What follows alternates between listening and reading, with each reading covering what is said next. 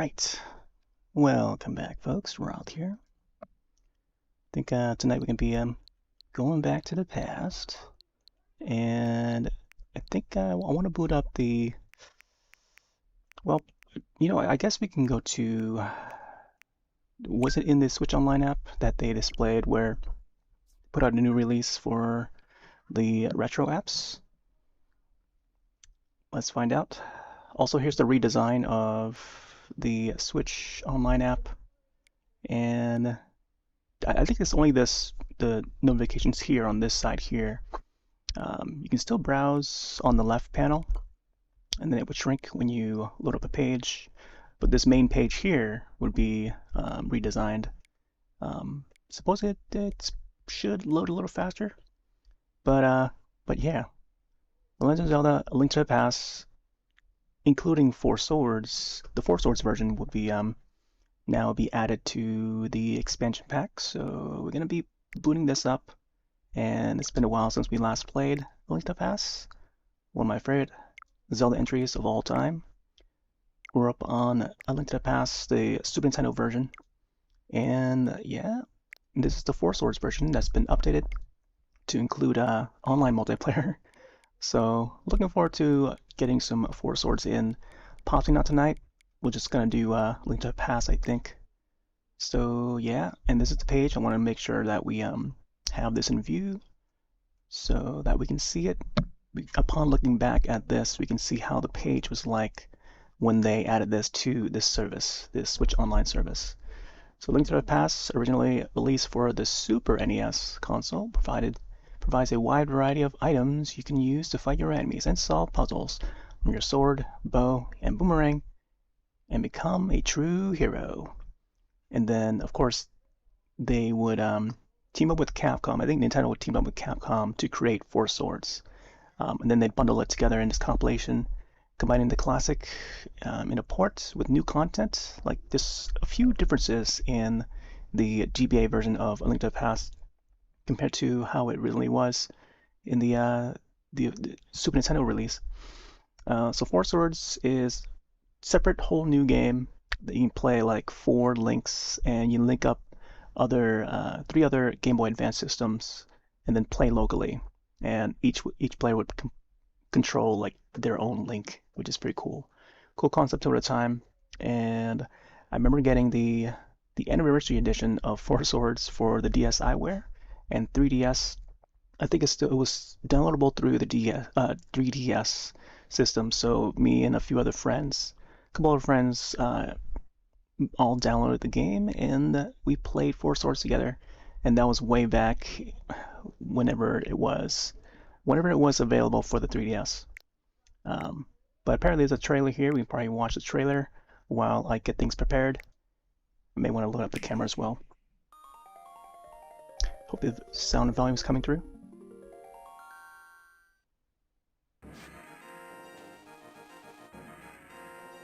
Seems a little soft. Yeah, love the old classic Zelda sound there. I feel like the Super Nintendo Zelda did it all for me. I think it's, yeah, ever since I laid hands on the game, Link to the Past, it's been the game that sort of stood out for me and made me love the series and the company it comes from as well. So we actually went back to playing A Link to the Past on the Super Nintendo app on the Switch, and prior to it, the last time I played Link to the Past was on the Virtual Console on the Wii, when it originally released on that. And then prior to that, it was during the Super Nintendo era, just before the N64 released in North America. So now we're going back in time to play the Game Boy Advance version, now that it's available for Switch Online app. There's the music for it. It's a bit changed, a bit updated. Some notes and chords are reorganized. Hello, welcome back.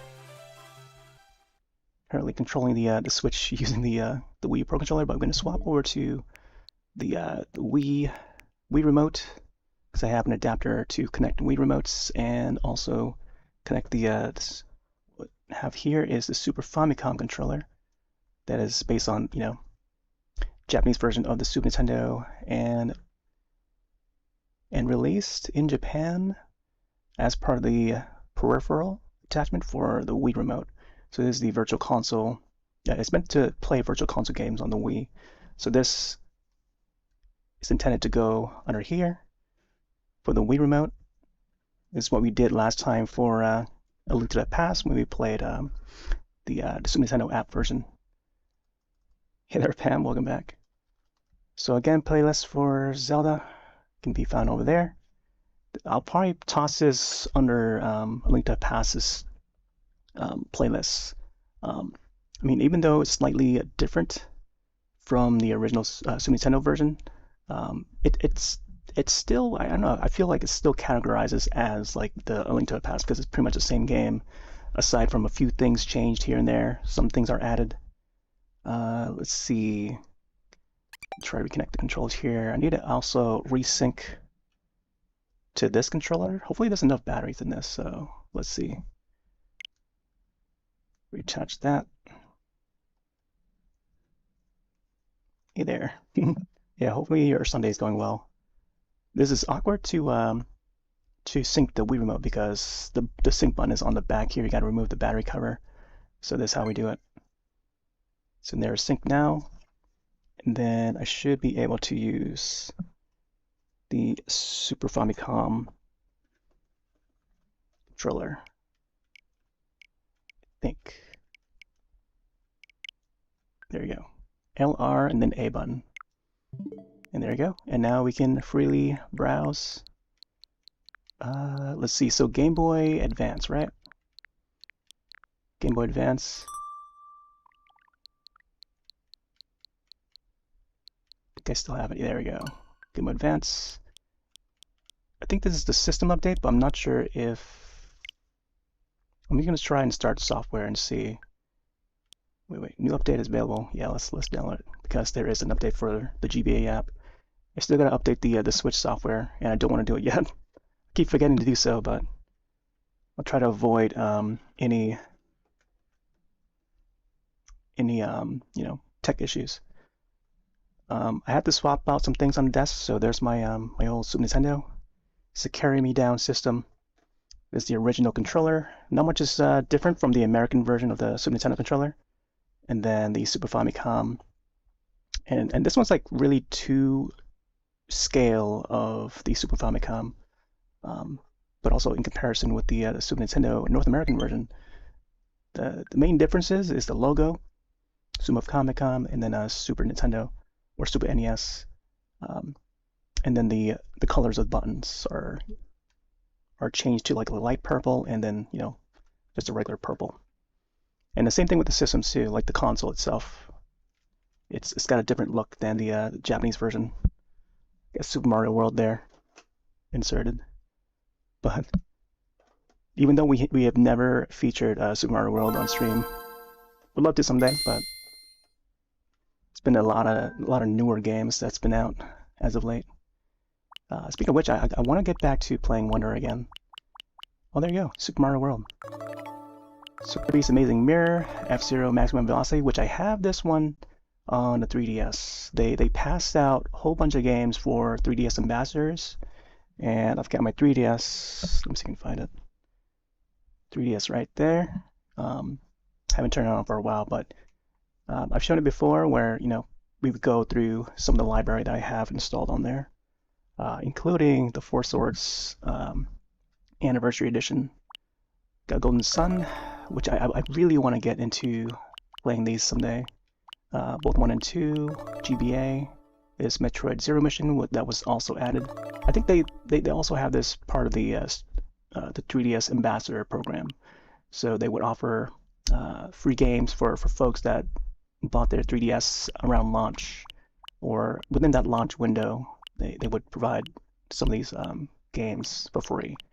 From NES, Super Nintendo, and then GBA games available for that. But yeah, let's just hop into this one.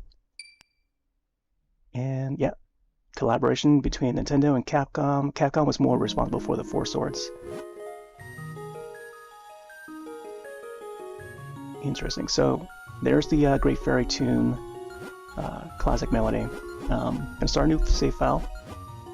I guess I'll go with my typical, just naming him as Link. Well, the sound is coming through just fine. Maybe a little low, but I'll adjust it a little later. Let's go low case here. Yeah, tonight it's probably gonna just be this game. I do want to swap over to Killer Clowns afterwards. So depending on when Josh is gonna hop on, we'll probably get that in.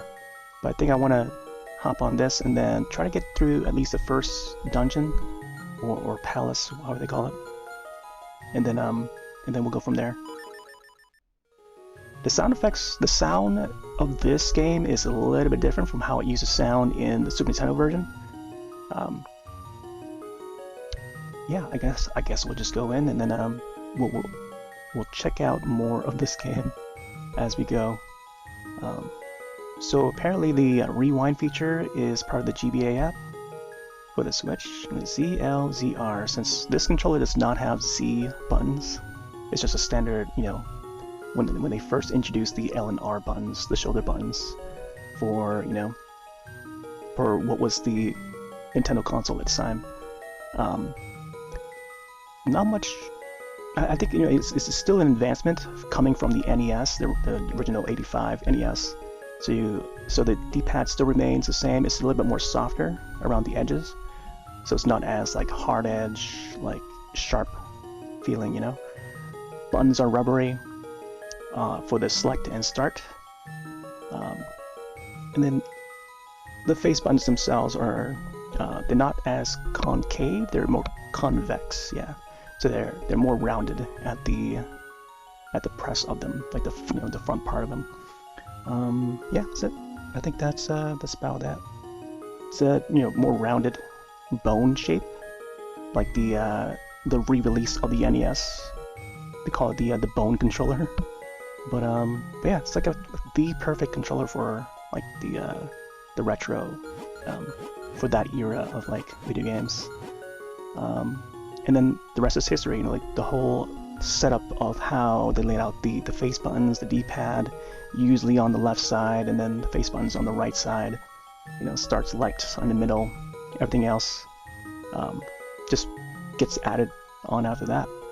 Everything just, this is like pretty much the base for modern controllers. So fast forward to like now, to where the Wii U is, like, you know, this is what we got now. We got the sticks. So many advancements since. But we're gonna go with this setup. Super Nintendo controller, Super Famicom controller, and playing a GBA title. That was originally a Super Nintendo title. but yeah, 3 hearts, start. And check what the options are. We'll go with fast message. And then brightness, I'm not sure if this even matters. The dark adjustment it seems like it's like I'm connecting it like an older system, and you don't get that extra brightness. But I don't know. We'll go with normal for now, and then we'll start.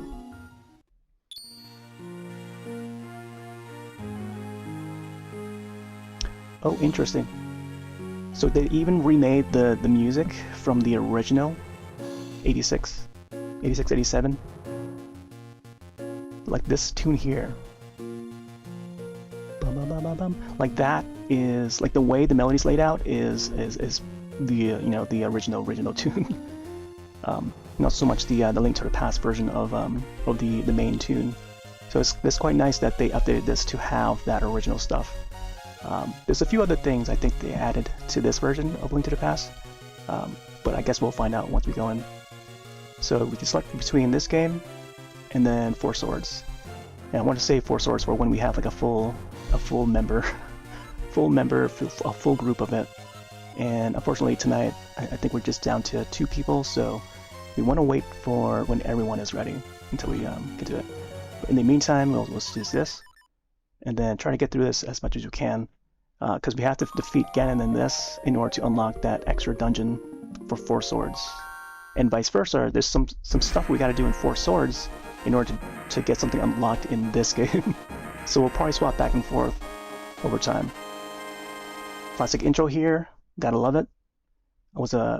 I really appreciate everything about like this title screen, you know, everything like from the background, the castle, the reflection in the water, mountains, trees, and everything, and how the sword goes into the Z, and how the logo itself is just sparkling. You know, we didn't get that in any of the Zelda titles prior to this, so it's just how the music is displayed, the Triforce is coming together, the animation, everything was just perfect. And for its time, for a long time, throughout the entire 90s, I think for me, or throughout most of the 90s, you know, early 90s into the mid 90s, at least until Ocarina of Time came out, which was like somewhere around 98, and waiting and yearning for that next 3D Zelda was just, you know, it was just, you know, it's just a special time, I think, for Zelda fans at the time. But in the meantime, we were still enjoying like whatever we had on the NES or on a Super Nintendo. So here we are, back again at it. The colors seemed a little bit adjusted. The sword seemed a little bit brighter there. But anyways, let's keep on going. I can, you know, talk about the graphics and the art style all I want, but, you know, we also got to get to the game too. So, the premise here, or the little monologue here is like, it's talking about the, I forgot what they call it, but it's one of the wars that occurs just before the story that occurs in this game. So it's like, you know, it's a big war. There's 7 sages there. You know, it would talk about how the sages want to protect the power, or the Triforces. And I think they mentioned something about the each of the well, I guess they mentioned the enemy here. So the person that's responsible, and this is pertaining to what happens in this game. So Aghanim there would destroy the king, or I guess, I mean, the king does come back if you save him, but you save Hyrule.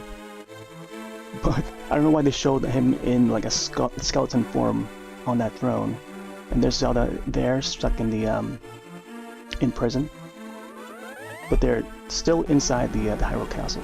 There's Aghanim there imprisoning all the maidens, and they each get split up to different locations, different dungeons, and then we gotta find all the maidens, all crystallized. They call them the Crystal Maidens, so we gotta find all of them, combine them all together, and then yeah, we just gotta free all the maidens before we fight Ganon. So there's Link. Link has his own house, of course. He lives with his uncle, and now he gets a telepathic message from Zelda. And this is something that they don't really display much in the newer Zelda games, like the 3D Zelda, because it's this different world, a different story in the later Zelda games. So Link wakes up here. My name is Zelda. The wizard Aghanim has done something terrible to the other girls. Now only I remain. Aghanim has seized control of the castle, and even now is trying to open the sage's seal. Yeah, so yeah, I think that's what it was. The sages, they seal up, you know, access to whatever Aghanim is trying to get. Because in this story, Aghanim is trying to revive Ganon. Link, I'm going out for a bit, but there's no need for you to worry. I'll be back by morning, but don't wait. I don't want you leaving the house until then. Go back to bed. Alright, so there goes Uncle with sword and shield. He's got some business to attend to. Wait, let's check what the buttons are for this. Interesting. Okay, oh wait, that is weird that I have to use the R? Because I think the GBA version is a little bit different in terms of how they set up the controls for this game. So if I have to use the R button for this, it's going to be strange. Press A button, even though it says to press A button. I'm not sure if there's a way to remap the controls for this app, which would be weird, because if I were to play in this setup, it's gonna be a mishmash of controls. I'm trying to think back to GBA, and I think the GBA does have L and R, but then it would have the A and B buttons on the face buttons, which is okay. So we do have A button. Huh. I thought we were supposed to be able to press the A button as a way to pick up the pots or items. So I love the cinematic here with the rain. Like everything about this this intro is just, you know, it's the way I always knew while playing this, you know, back in the day. So cinematic. Wake up, get a message from Zelda, and they never really portray that much more in the later games. There would be like flashback memories and sceneries that we would see in the 3D Zeldas, and we don't get that telepathic thing anymore. And then now fast forwarding to even like 2011, the year 2011, 2012, when Skyward Sword comes out, and then everyone was wondering whether or not we're gonna see how Link was gonna either speak with his voice, with his mouth, or, as I wish they would do, is have Link communicate telepathically, like how Zelda's able to do it, you know? Like, couldn't they bring that back someday, you know? Make that a thing for, you know, future Zeldas? But instead, they have them so that we don't hear him in Skyward Sword, you know? There's that little cinematic, like, towards the beginning of the game where, like, he would move his hands and move his mouth, but you don't hear anything. So they keep that like as a thing that they're hiding. You know, they don't want to have anyone to hear how if or not he speaks or not. You know, and that question still remains because, like, I don't know, it's just up in the air. Dungeon Castle somewhere outside. Yep. Yeah, we don't have a sword yet.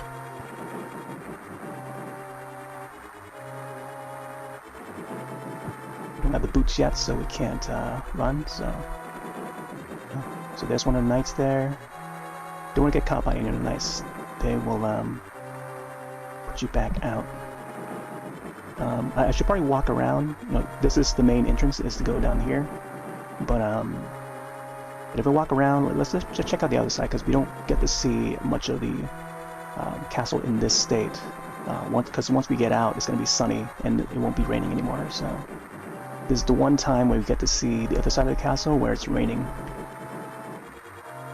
So I love the animation of both the rain. It's like an extra layer, and then on the foreground, or I guess the background, you get the waves of the water. There's the water animation. There's the grass moving, or I guess the flowers. Grass is just grass, but when you step around, you see like a little bit of the pixels just moving around. Yeah, quite advancements coming from like NES Zelda, and coming from like Zelda 2, Adventure of Link.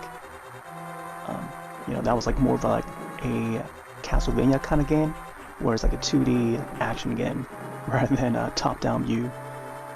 But this reverts back to the original Zelda, where it's top-down view like this, but the sprites are updated and better fit for the new system that is the Super NES or Super Famicom. Alright, there you go. Bring up the grass and then fall in. And there is our uncle. Ugh, that voice. Link, is that you? I thought I told you to wait at home. I suppose there's no escaping destiny. Here, take this sword and shield from me. I shall teach you one of the secret sword techniques used by the Knights of Hyrule. Hold B to focus the power in your blade, and release it to unleash the power. Link, you must rescue Princess Zelda.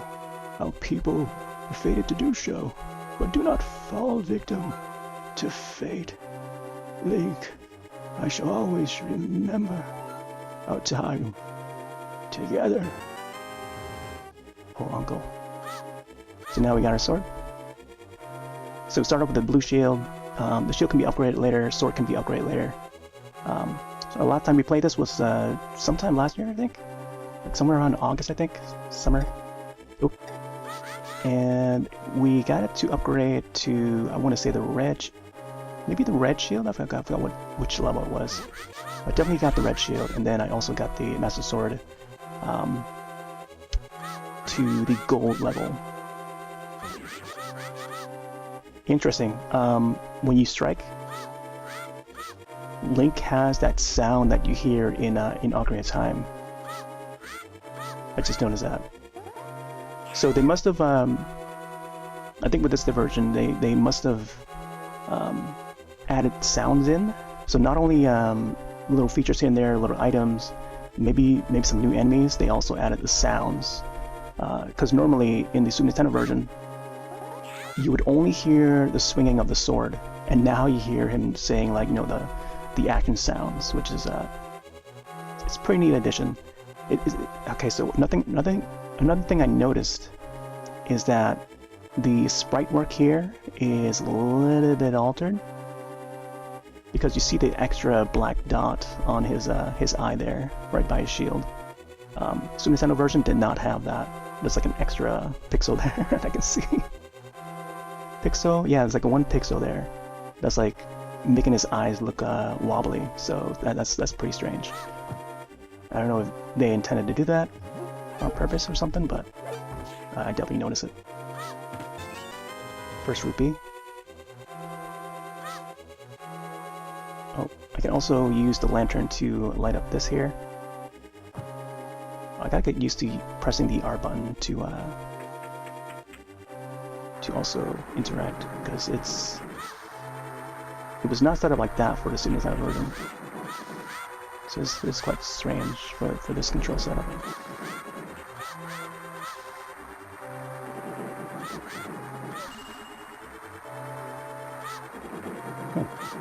I noticed like some of the different sounds for Knights.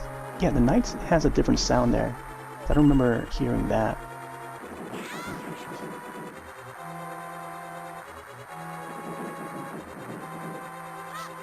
Gotta be careful because I only have like 3 hearts or 2 hearts left now.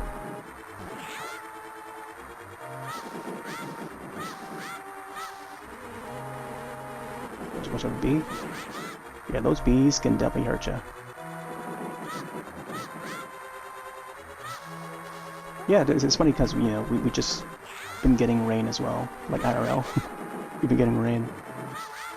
Not that I mind it or anything, but you know, it's nice to have rain once in a while, especially on a hot day. Let's go here. I also need to refill my heart. The old classic indoor dungeon tune. Ba-da-ba-ba-ba-ba-ba-da-bum.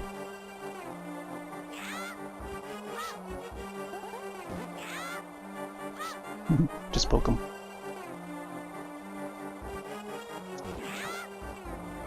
Alright. I usually would just take a look at the right side of the dungeon, and then make my way towards the left. At least when it comes to this game. Whoa. Let's just move.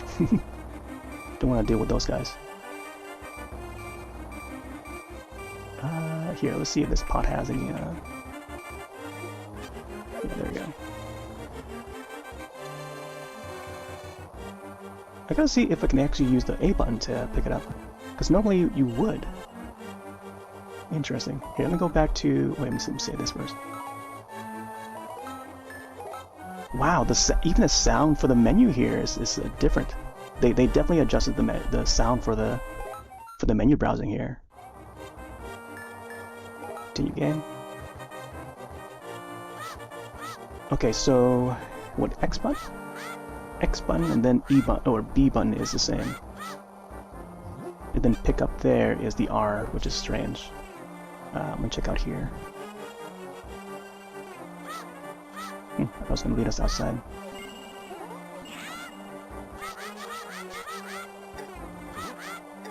Ooh. Ooh. Gotta time that right. There's the door.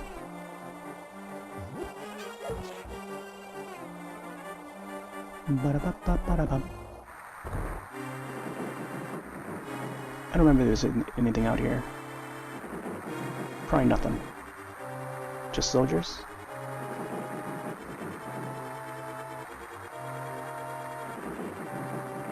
Okay, so we need the Master Sword to get that, I think. Let's go over here.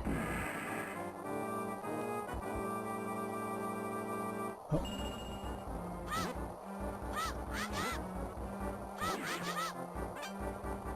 Wow. They definitely added a stereo sound. Because there's a left and right sound to it. Whereas before it was just mono for the Super Nintendo. I noticed like when attacking that knight earlier just now, the sound was more on the left side rather than the right, or even center at all. Yeah, I don't think there's anything down there. Oop. So we gotta go behind the throne. I also like to open up the curtains here, see if there's anything. Check both sides, yeah. Is there anything on the other side?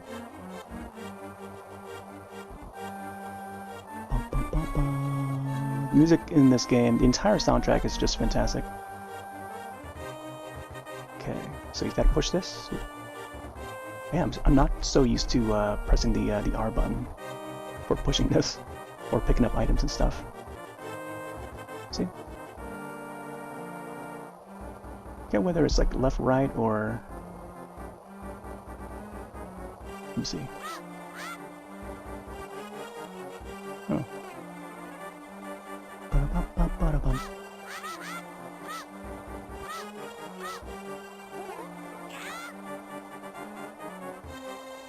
Yeah. Guess we can't grab that yet, huh?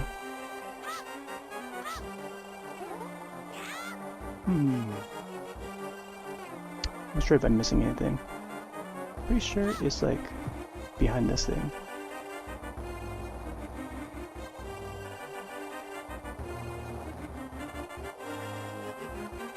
Alright, let me see. I'm gonna look around. Let's go over here.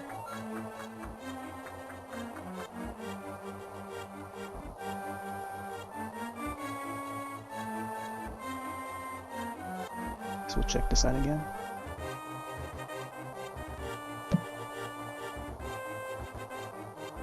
Oh.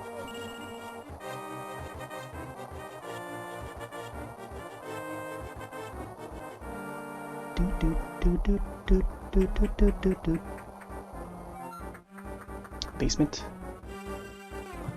Oh man, I keep on pressing the A button there. It's a map. L button. Oh, we need a key.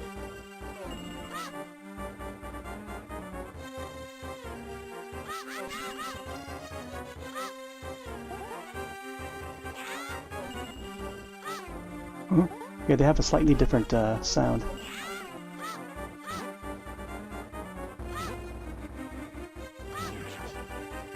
There we go.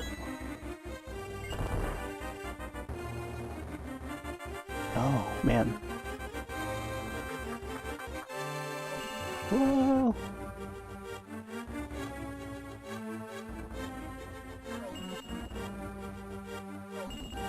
Whoa! Slipping. I don't have the boots yet.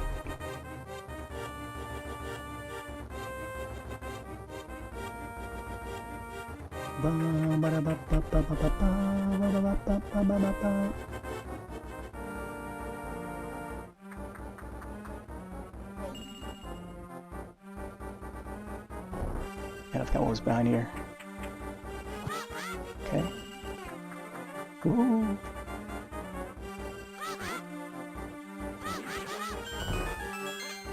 Get that heart.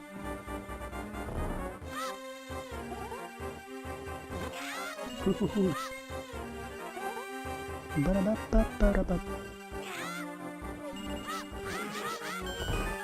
there we go. Oh man. There we go, boomerang. Select to choose, give it a whirl. That's more like it. Alright, there you go. I still can't adjust to the like the A button as that, but it's okay. Ka-chik.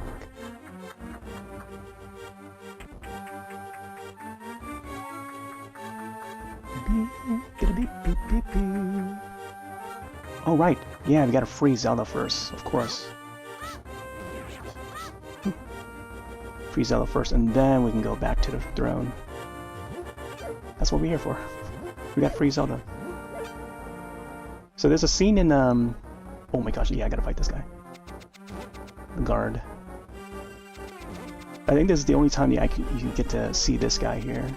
I don't recall him appearing anywhere else besides this dungeon area. The prison, I mean.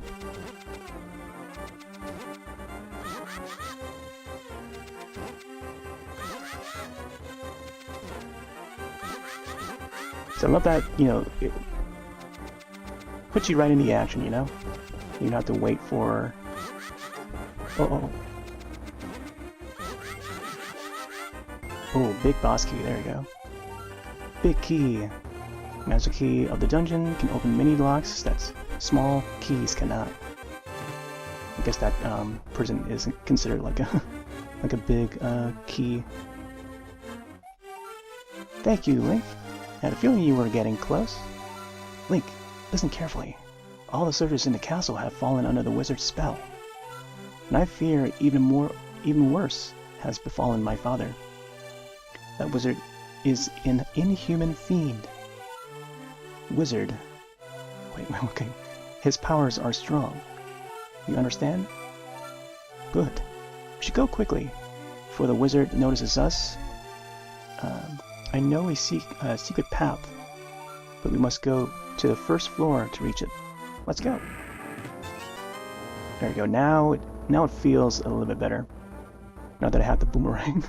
When I had the lantern earlier, I was like, wow. Seems to be it almost feels like it's on the wrong button for some reason. But now that I'm able to open up chests with the A button, it's like it feels like how it should be.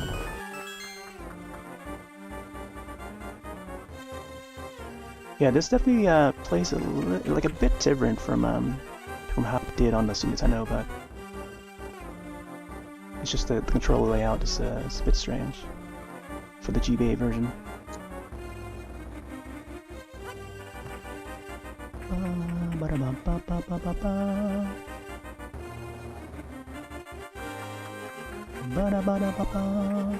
So the scenery where...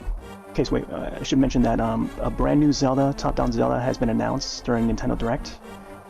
Today is June 23rd, 2024.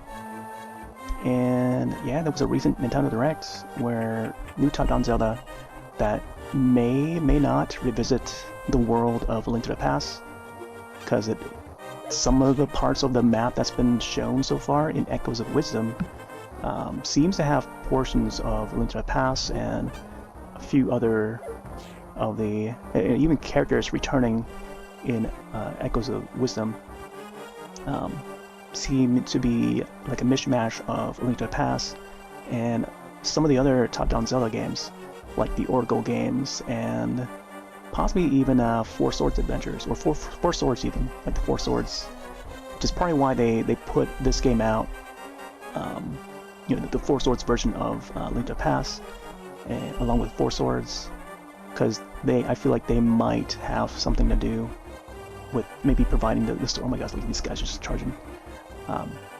For Echoes of Wisdom, they might have something to do with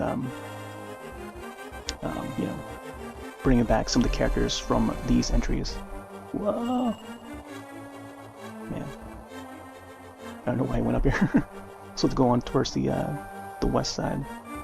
There we go. Oh wait, secret room, sanctuary. I'm sure the old man there will help us. Must hurry.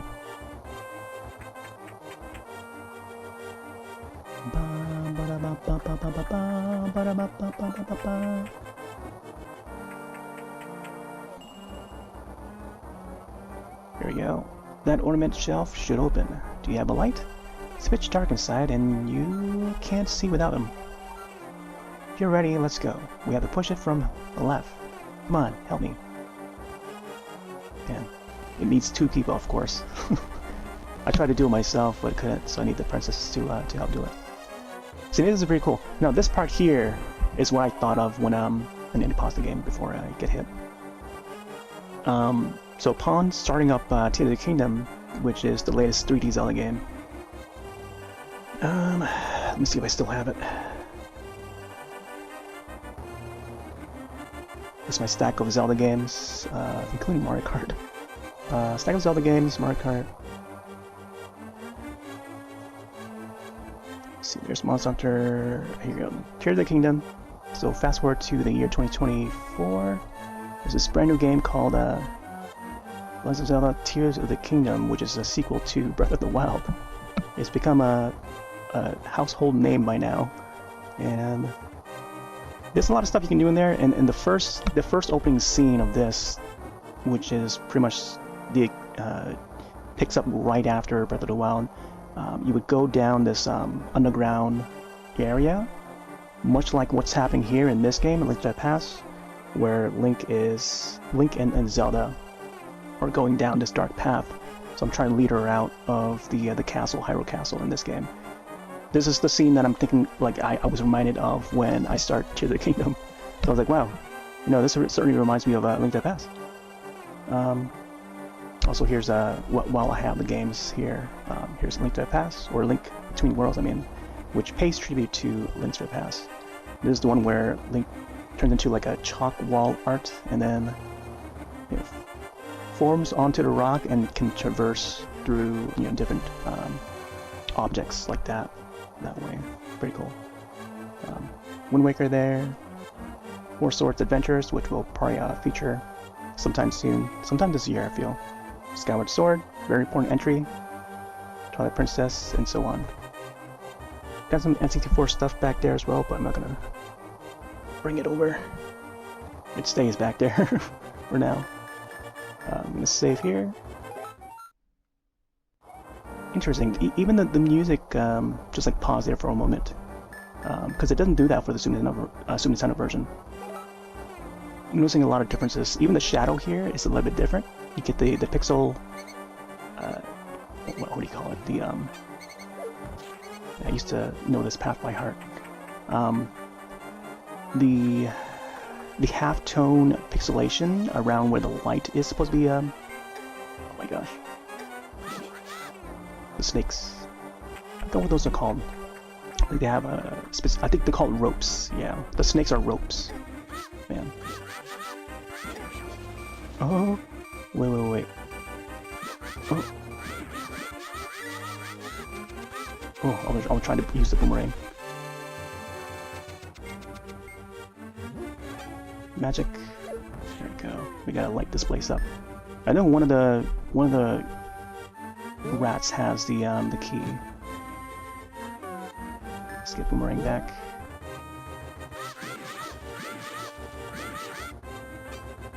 Get the heart. Oh, there we go. Never mind. Key's right there. I wonder if they changed that. Maybe they didn't. Something about one of the rats having something. After passing through these sewers, we will be very close to the sanctuary. Let's be careful. Here, let's get the lantern. Oh, how about these guys? Huh.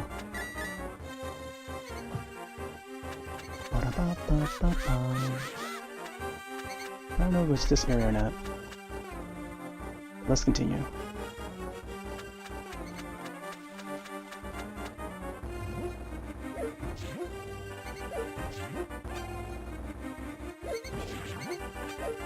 Oh. Wow, that's close.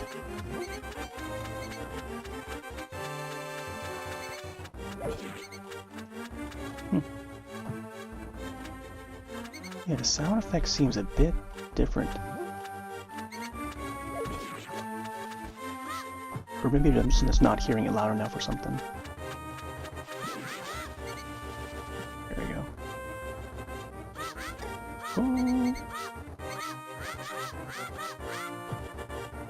Oh, rats. Oh, there we go. That's the part where one of the rats would carry the key. There we go.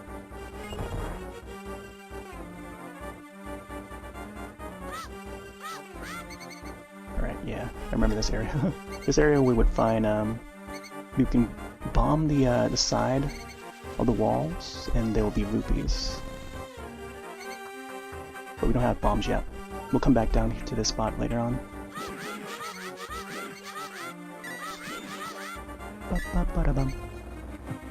It's pretty good to collect rupees, because the more we have, the faster we can collect the rupees, the faster we can get the flippers in order to swim from the Zoros, and I kind of want to get that as soon as possible. Sanctuary is just behind that door. Pull the switch over there. I think it was on the right side, if I recall. I have to pull the lever to open a door, hold R button, and press down. I almost thought that was like a plus button, but it's the down arrow on the control pad. Control pad, eh? I thought it used to be like A button and then down. They seem to really make use of the L and R's in this version that I don't even remember in the Super Nintendo version. Princess Zelda, you are safe, and you are the one who rescued her, Link. It's thanks to Link that I escaped from the dungeon.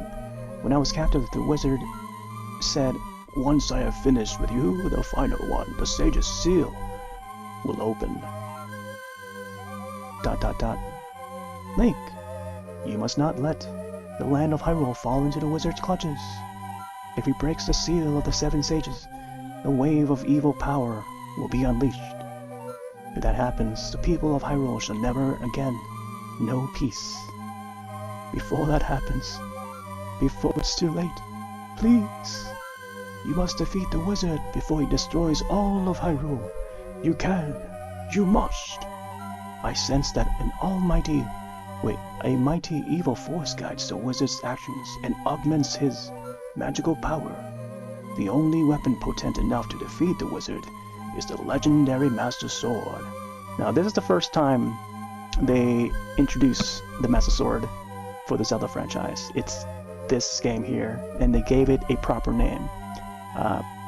Prior to this, for both Zelda 1, Zelda 2, it was like a different name for it, but they knew what to do, you know, or what to set for the proper weapon to defeat Ganon. But they didn't give it a proper name, like a set in stone name until this game here, the Master Sword. But the only person remaining who has any idea of where the blade may be is the village elder. He is said to be a descendant of one of the 7 sages. Perhaps he can tell you more. I will mark his house on your map, but we must take care. I am certain the castle soldiers are looking for you and the princess now. The two of you cannot stay together, so I shall hide Princess Zelda here. Do not worry, seek the elder. Alright. I think there's a piece of heart in there, I'm not sure. Could be rupees. Piece of heart. Or, I guess, full heart container. Heart is leveled up. Sweet, we got 4 hearts. So what Zelda says here, be careful, Link. May you see this task safely through to its end. Okay. So there's Zelda there with she's got her tiara, crown, a light pink with white, with a little bit more pink sort of dress. Yeah, and she's got the pointy ears. So there's like difference between how Link and Zelda looks compared to this guy here, the Sanctuary guy. Let's see what else it says. Get the Master Sword. Yep. Okay. Well, even when Zelda turns to the side, you can see like a little more of her dress. She's got like a, I don't know what they call it, like the cape part of the dress, And of course, they, later iterations of Zelda would have like the pretty much the church of, you know, the town or the whole entire world, like Hyrule world. It's become like a staple, like in future Zeldas. Temple of Time, you know, like that becomes like the set in stone sort of sanctuary or church, cathedral part of, you know, the Hyrule world. And it was thanks to this here, this cathedral. So a lot of the elements that were portrayed in this carries on over to later Zeldas. And yeah, just can't erase this game, you know? It continues, it becomes the DNA that's set in stone for future Zelda games.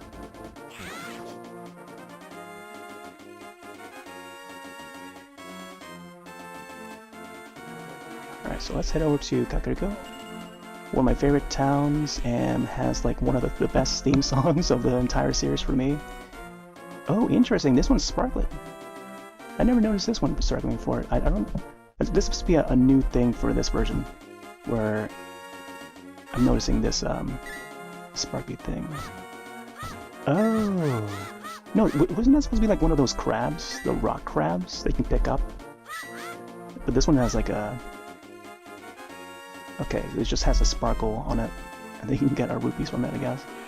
So I remember this stone must have been that crab one, if you pick it up in the old version.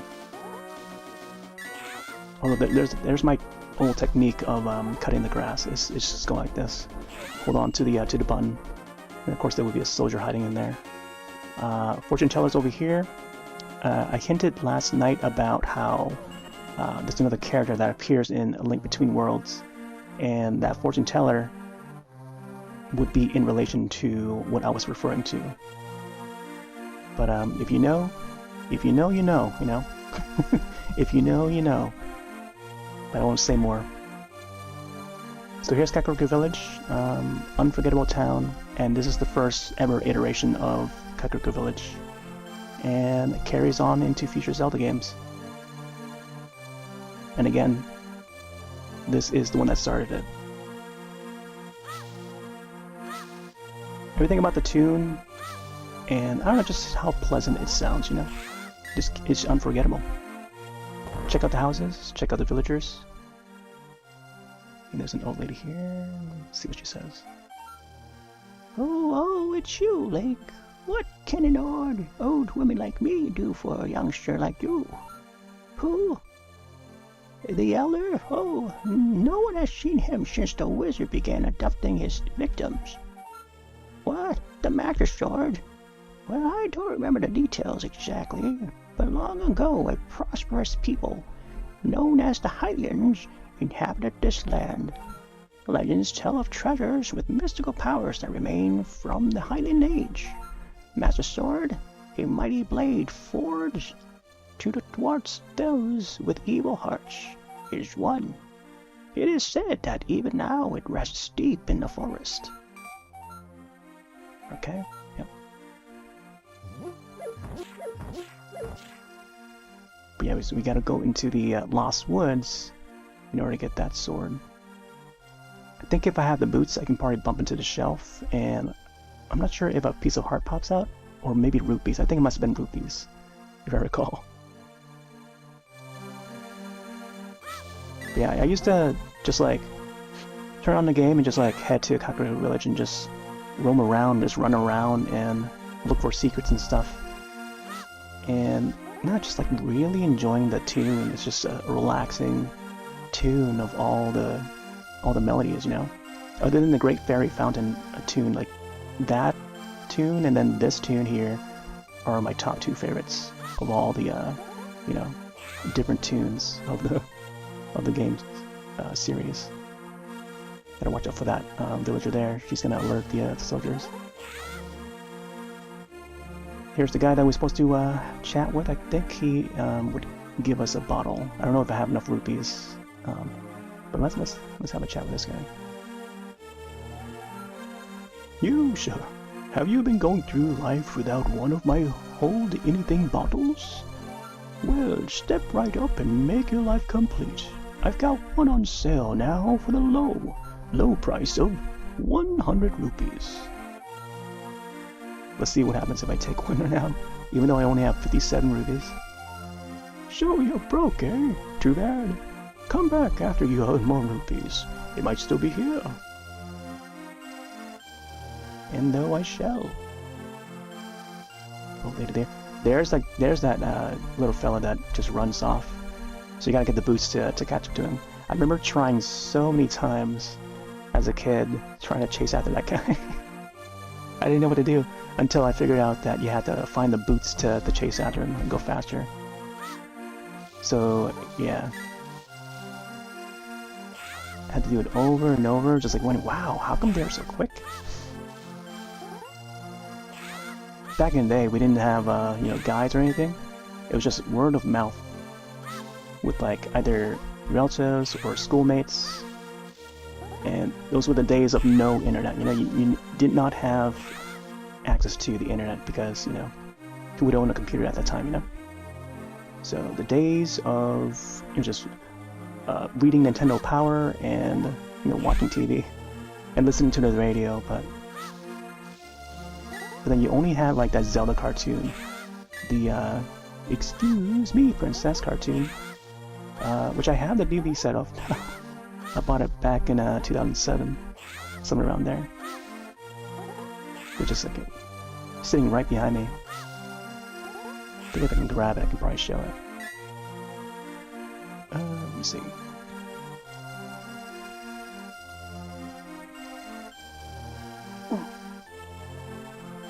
Oh boy. That's a lot. Oh. Still got the plastic on it. So there it is. There's the I was supposed to show this last night, but I didn't get to show it. But this is a complete set, complete animated series of Legend of Zelda. This is the one that used to air on TV back in the early 90s. 1990, 1991, somewhere around there. Along with Captain N and Super Mario Super Show, which I also have here. Bought these back when they were first available. Complete DVD set. I think this is from Shout Factory. From the looks of it, the logo is right there, Shout Factory. But yeah, there's the initial pressing of the DVD versions. There you go. In Volume 2, Super Show, gotta love them. The theme song's great, the ending theme song's great. Do the Mario, the whole entire dance. Everyone that knows anyone would know about the old show. And there's Captain N. I also have the comic series as well. Yeah. This one's already open, but I just keep the plastic. But some inserts there. Captain N, the Game Master, Kevin Keane. Terrific intro with the live action. When he plays like Punch Out, he gets sucked into the TV and goes off into this video land, I think video land is called.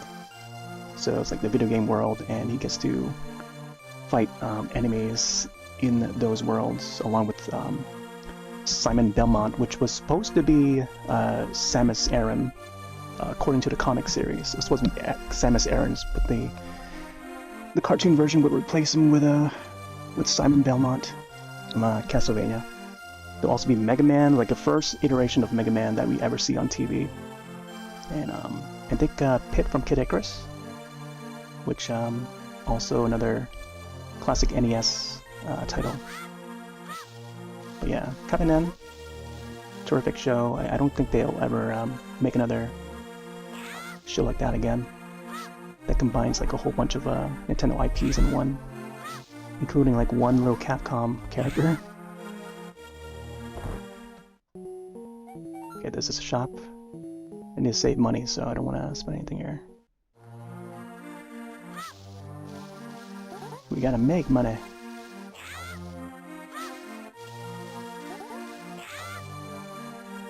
I think today I kind of want to, I mentioned earlier, but I want to get through at least the first palace or first dungeon. And then, I don't know, maybe that will be a good session on its own. And I'm not sure if I want to, I do want to swap over to Killer Clowns after. So I'm also enjoying that game. But depending on whether or not our buddy Josh would hop on. So we'll see. Oh yeah, this is the kid that that would be sick in bed. Let's see what he says here. wonderful. Hey, Brother Link, do you have a bottle to keep a bug in? Oh, maybe not. Cough, cough. Oh yeah, there's an image of Mario over there. It almost looks like an H instead of an M. See, like when he tosses the pot, it's a different sound than how it was before. And I remember the boxes looking like these though. These boxes here. Chat. Right there. Oh no. What? Oh yeah, we're supposed to pull on it, right? Pull on it and then you get extra rupees. I guess they don't allow it in this version, huh? Interesting. Yeah, I don't remember these boxes being here. They must have blocked it off or something. Yeah. There's little differences like that that I notice. Those boxes look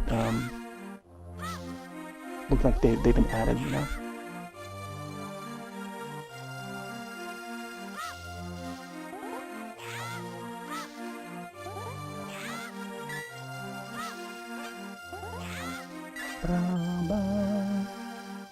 We'll check out this house.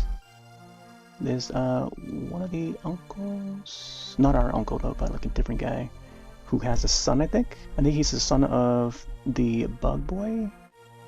Maybe not the bug boy, but maybe the one that was in the forest, which has like a really sad story. So let me chat with this guy here.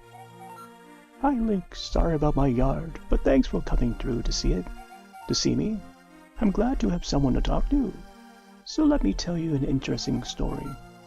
There is a lake swimming with Zoras at the source of the river, but it is hard to find.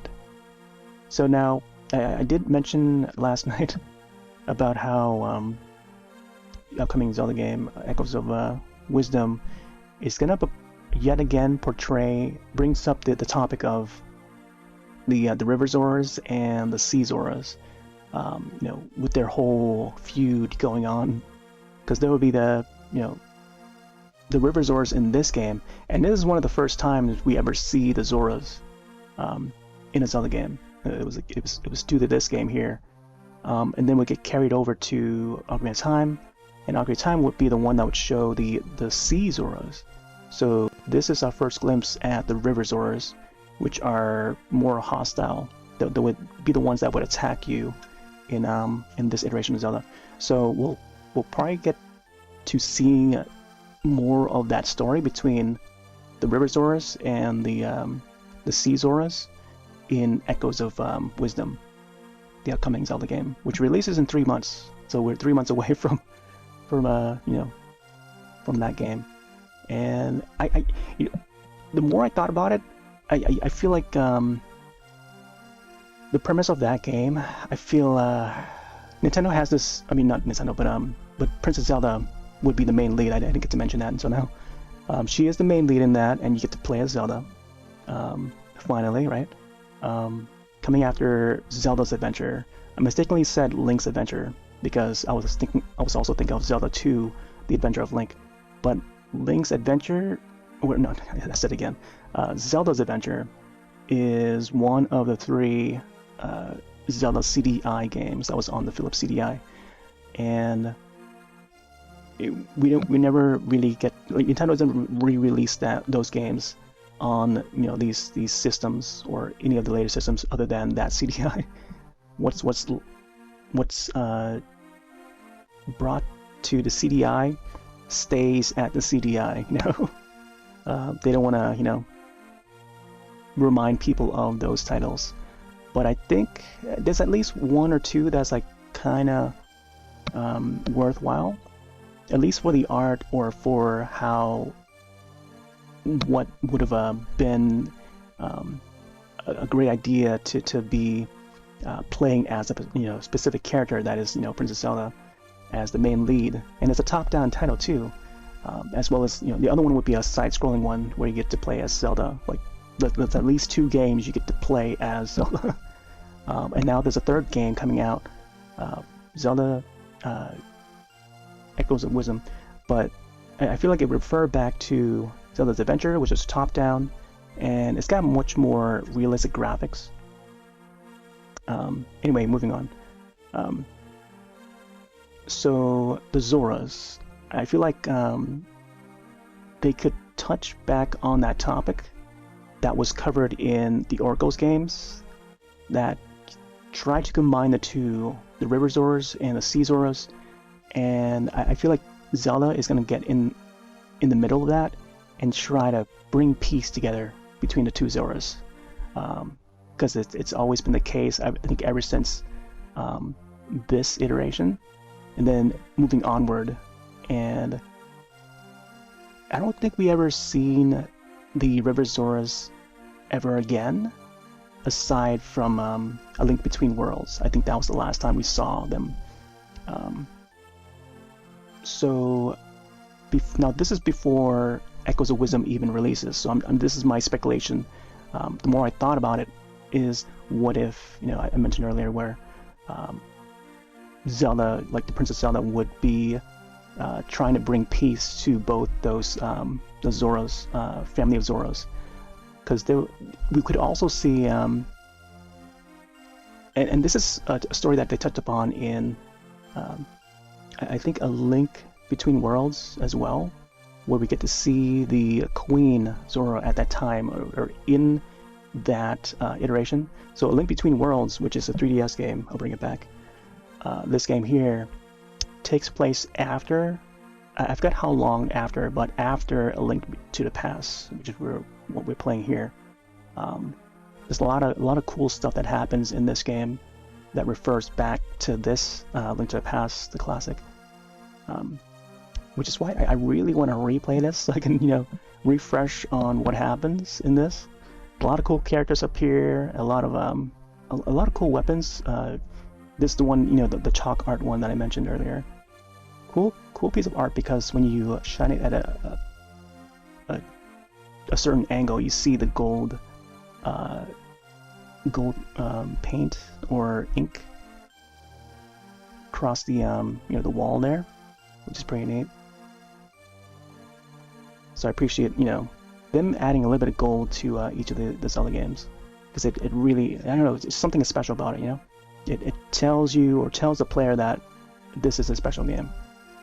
Same thing with Skyward Sword. Skyward Sword has some gold foil or foliage, or how do you call it, in the on the cover, the Wii game. Not sure about the later games though, but yeah. But yeah, so when I read this, I thought about those Zoras again. Tales say the Zora's treasure can turn people into fish. Hey, I'd love to see that. So some more lore with the Zoras is that I forgot where. It must have been in the comics too, because there's also the Zelda comics, just like I would also mention about the Captain N comics. There's also the Mario comics that came out back in the day. It was part of the Nintendo comic system, which I might have to dig up through my archives and my boxes to find them again, so I can show them. Maybe one of these days we'll have an ASMR kind of stream. Just go through each of the comics, turn the page, and just read through them. I think that would be a good idea. But there's a lot of lore in those comics that I feel like it's not been let out in the world, or into the games at all. So maybe not a lot of people would know about them. But including that Captain N sort of thing, where they swap out the roles for Simon and Samus, which are kind of similar because both those game series are side-scrolling adventures or action, I guess. Let's go over here. I think this is the house that has the blind guy, or something hinting at the blind guy. Something about the lights here. Try this guy here. Yo, Link, this house used to be a hideout for a gang of thieves. What was their leader's name? Oh yeah, his name was Blind, and he really hated bright lights. Yeah, so that's like a little clue to what's to come. We're just gonna be a boss fight, a later boss fight.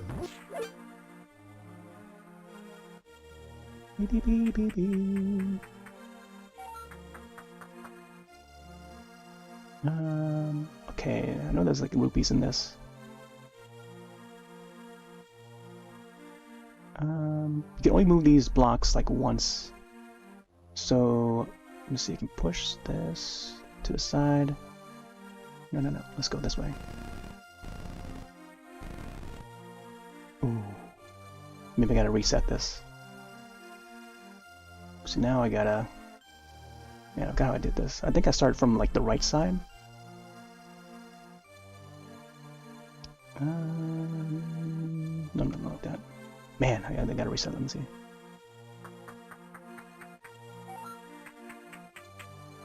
Not sure if it will reset or not. Okay, yeah, it did. Nice. I think one way I did it was this. It's 1 rupee. Ooh, man. I don't think I can push this one down, would it? Oh no, now the other one's stuck. Never mind. Yeah, I can probably go over there.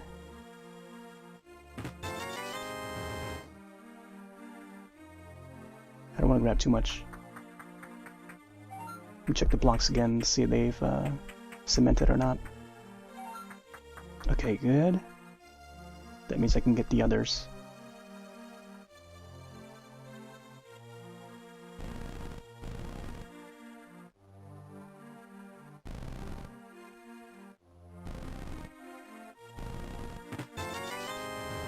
Here we go.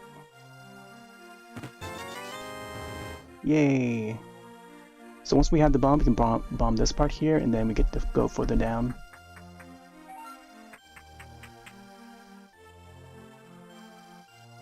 I think there used to be like a hole here or something. I'm not sure. Maybe I have to bomb this part here to maybe create a hole and fall down.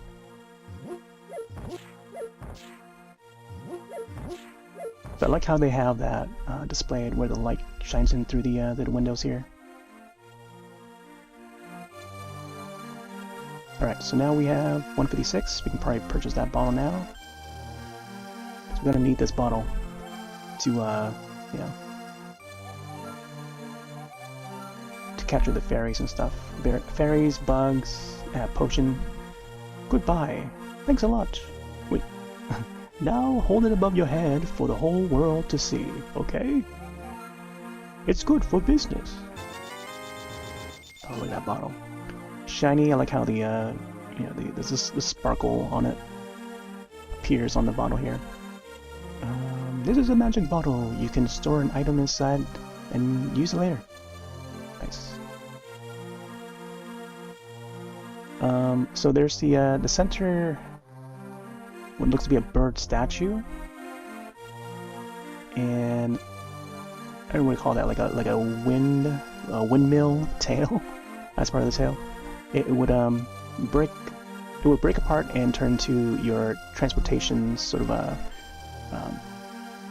creature, and that's how you're able to fast travel across to different areas of the map. Speaking of map, let me see how it looks. Actually, I'm gonna save here. Yeah, it used to never pause the music. I guess for this iteration, it does pause the music. Let me see what the okay, there you go. So it's the L button to bring out the map. And this part here, I don't know if it's like part of the Mode 7 sort of feature for the Super Nintendo, but there's something cool. You can actually scroll through and see how the map looks like. But during the cinematics, they would show like how this map looks here, and then it just zooms in and out, all pixelated. And yeah, it's just pretty charming, you know, how they make use of what they could and just did it all on the Super Nintendo, you know. And then for them to port it over to the GBA, pretty much the GBA as a system was getting ports of like NES and Super Nintendo games, or just getting games that were very Super Nintendo-like, you know, when it comes to like graphics, handling the graphics, 16-bit style games. Zero Mission being, you know, another remake that they did based on the NES game, Metroid.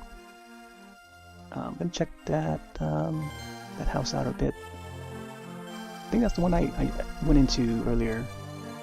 It's like the first house. Wanted. Oh, there's the wanted sign with a Link icon for kidnapping Princess Zelda. Call us up if you see him. Talk to this old lady again. Elda, Master Sword. Okay. Seek the Elder. Okay. I think we've already got the bottle. I thought that was the Elder, but let me see.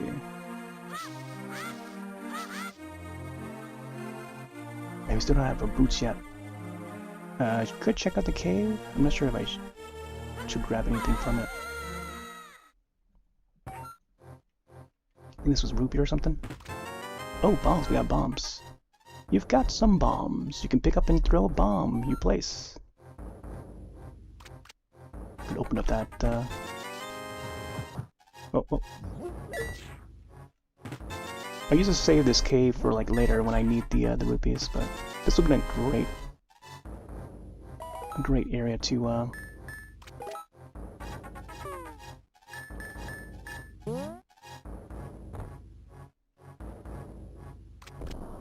get those 100 rupees that I needed for the bottle. Was this a piece of heart? I think it was a piece of heart, right? Yes! That's like a quarter of a heart.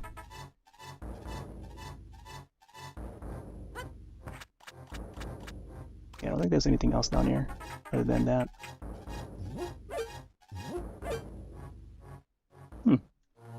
The sound when you pick up the hearts there sounds a little bit different from what I remember.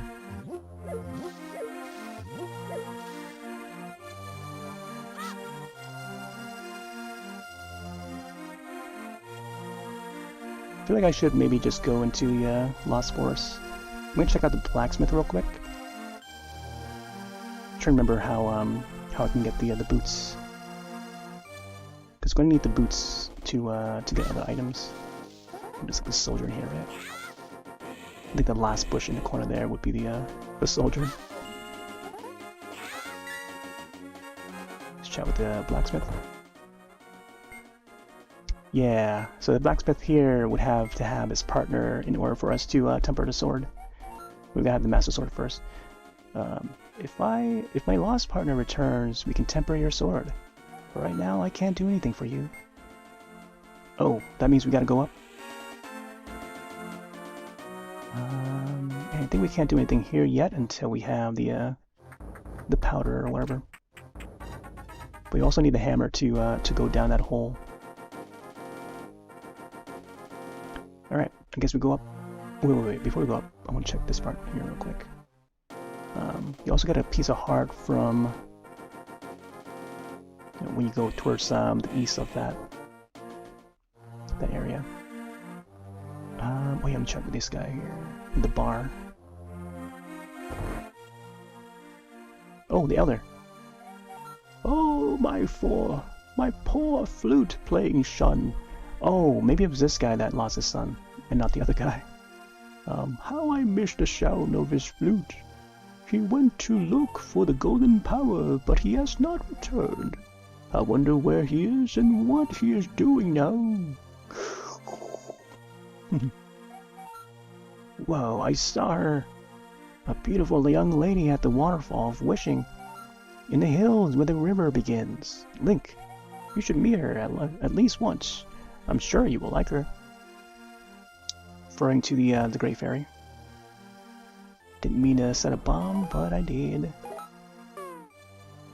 Let's make sure we don't do that by accident again. Keep thinking that the A button would lift up the items for some reason. The chest on the other side, I think I gotta go back to the back part of the bar.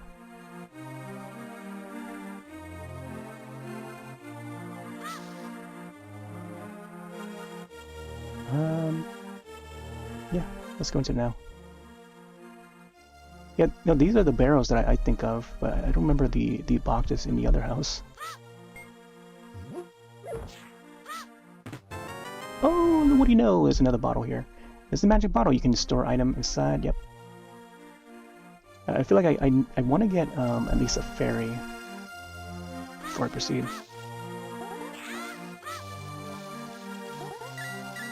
Trying to think of I guess that there's one other spot for fairies, free fairies. that is like upwards to the northwest.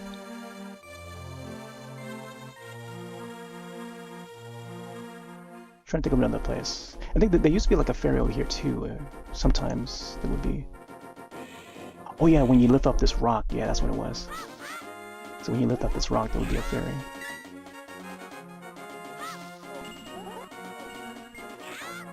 Whoa! Try to shoot the boomerang. Yeah, sometimes I go the boomerang route, stun them, and then sword them.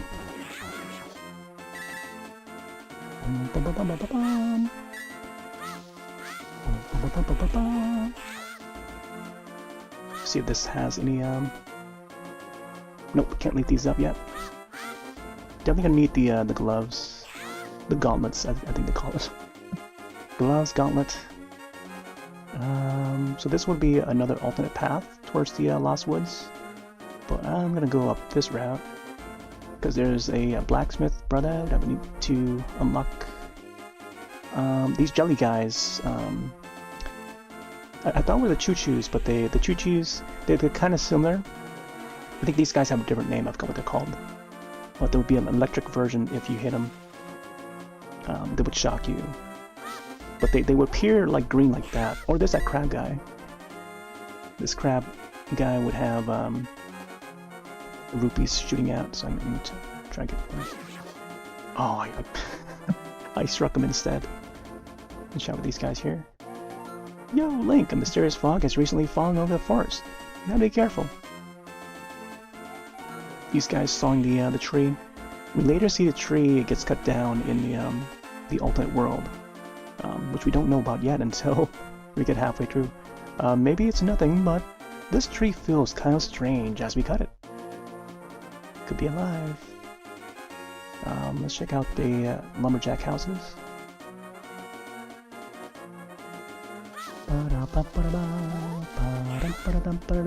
Oh yeah, wasn't there a fairy fountain down there? I think it's like a path that would lead to a fairy fountain. Oh, this guy looking all happy and stuff. I have no strength left. Can't cut the trees like the giants. But I'm very good at riddles. What else can you tell us? Nothing? Nothing else? Yes, for the most part this is definitely playing just like it would. Oh my gosh. I don't know, for some reason it seems like the button layout's a little bit adjusted for some reason. Slightly different. Okay, so yeah, you gotta make over to other side and then come back out here. That's one of the Great Fairy Fountains, which I think has a bunch of fairies in there. I think it has to be on. Yeah, I think it's through this tree here. Once this tree is cut down, then we can go in. That's okay. We'll just go to the Lost Woods here. And of course, this is, again, gets carried over to the next iteration of Zelda. That would be, or I guess the 3D Zelda. That would be, you know, oh, that would be Ocarina of Time. Yeah. Ba-ba-ba. Beep beep beep beep beep beep beep beep beep. There's a fake sword. Gotta watch out for those crows. Well, did I slice mine? Oh! Try not to fall down there. I forgot where that leads to. Could probably check it out, but let's see if we can get the Master Sword first. And I used to know the path by heart. I think I might still know it. Not sure if it's still here though. Let me see. Oh, that's the mushroom that we carry over to the witch. Let me see. I like how it just animates. This mushroom smells like sweet, rotten fruit. You can give it to anyone who wants it. There's the A button. Ba, ba, ba, ba, ba, ba. Yeah, this game had a whole lot, like a lot of the ideas would carry over. Is it through here? Yeah, there we go, we found it. So I love this part here where you run through the forest, make your way over to this end, and then all the animals just come running in. Just give this like little cinematic presentation, you know, the clouds, the fog there, just like scrolling past on a different layer, you know, and the flowers there are still dancing, you know, like this was the game, you know, for me. Scripture on this pedestal here, and there's the Master Sword. We see it looks like it's got like a different look to the Master Sword in this iteration, but yeah, and then the text is in Hylian, so I'm not sure we can actually get this yet until we get the boots. Yeah, we gotta have the boots, I think. Or we gotta have the medallions, if I recall. Yeah. So the sword is there. We can't get it yet. We gotta have the 3 medallions and I think the book, the Hylian book, to transcribe those texts.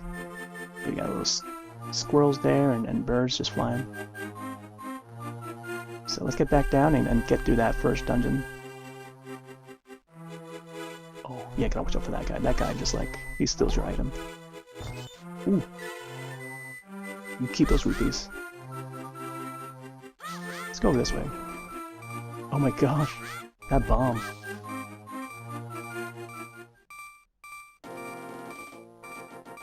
I don't know if it's this tree that has the rupees. Oh no, it's closed off. I thought that used to be open.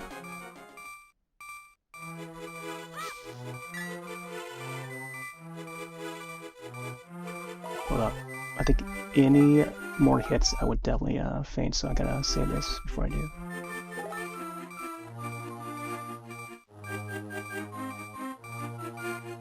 Let's go down this way. I think there are some enemies down here. Ooh. Ooh, there we go. At least now we can spawn back at his house. Save and continue. Link's house. There's be a little shortcut to where we're supposed to go.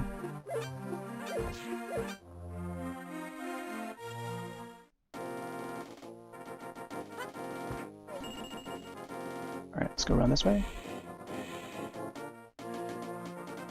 This is to the castle, shopping ahead at Lake Hylia. Whoa! Alright, we can buy potion, we can buy bombs, but we don't need that right now. We can't swim yet unless we have the flippers, so I'm just gonna go here. Whoa! Oh, we gotta stop by the witch's house. What?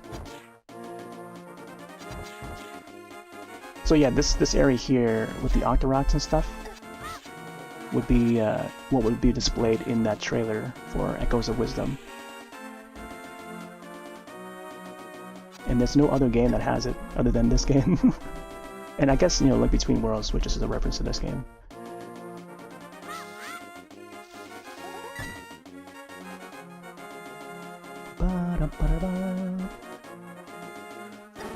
Oh man, of course. Shouldn't have done that. There is the witch. So you get a piece of heart here. Nope. The smell of rotten fruit. If you give me that mushroom, I can finish my brew. Heh. I would like to hear what her dialogue would be if I didn't get the mushroom yet. But there's how the mushroom looks like. It's got a bright red with like a peach color to it. More so white, I think. White shine and then the base of the mushroom. Hey, thank you, young man. Drop by the shop later for a special surprise. Dropping by right now. Oh, this person looks different. Oh, you know who this person? Oh my gosh, this is the character that's in Oracle, one of the Oracle games. Because you can tell by the sprite design is a little bit different. Like she's got a more flatter look to her. That is so totally different person. The person that used to be inside the shop here would have like a robe around them. And I don't know, I don't remember if they had a name or not, but yeah, this is totally different. They replaced the character, it looks like. That's what they say. Red is the medicine of life, green is the medicine of magic, blue renews both life and magic. Here, here's a sample of the red potion. Hey, there we go, we got a heal. I forgot that you can do a full heal here. So you can probably go for... I know this one costs like a lot, but it does cover magic and health. And I kind of want to get maybe... I don't really have any magical weapons yet. Or weapons that require magic. Other than the lantern, or lamp, as they call it. So there's the pendants, we gotta get the 3 pendants. We gotta upgrade our equipment, and so forth. Talk, read, poll. Man, I feel like I should go for the red potion. Yeah, it's gonna cost a lot. Use it to regain your life power. We also need some rupees for the flipper, so I gotta get some rupees.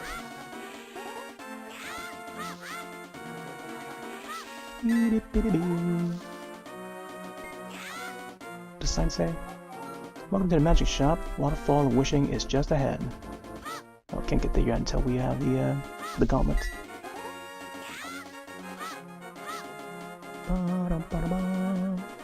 And there's that tunic. There's that you know, Link to Past version of the main tune that further gets carried over to later games.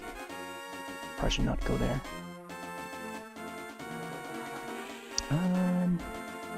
Yeah, I think it was down here. Oh, there's that sparkle again. Oh my gosh. Look at all these rupees. Ooh, that shield though. That shield just blocked it off.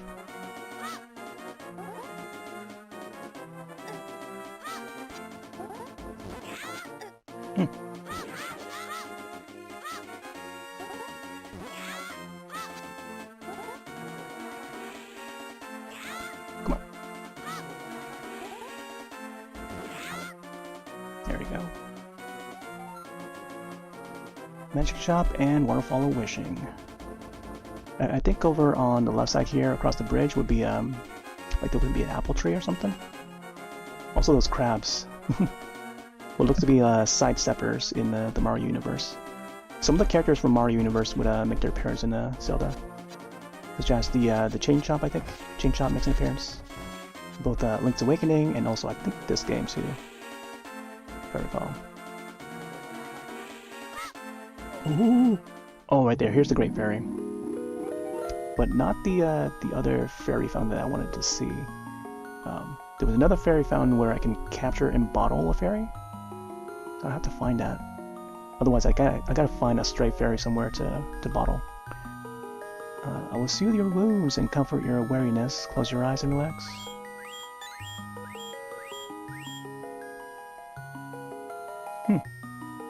Even the sound of the healing there is a little bit different. Might remember. Oh, there's a landmine there. Yeah, and also this part here would be represented in that Echoes of Wisdom game. Parts of this area. So it doesn't seem like there are any like boss fights you can do upon rewatching that trailer. I can further dissect it, but I think I've gone through as much as I could. But I could show it so I can talk about it again, but even though I've already gone over it like verbally already. Oh my gosh, Octorock. No! Press the wrong button again. That was my last bomb too. Let's get back to Boomerang. So we can't pick that up yet unless we have the gauntlet. Well, let's go up a little further. Gotta find that little maze.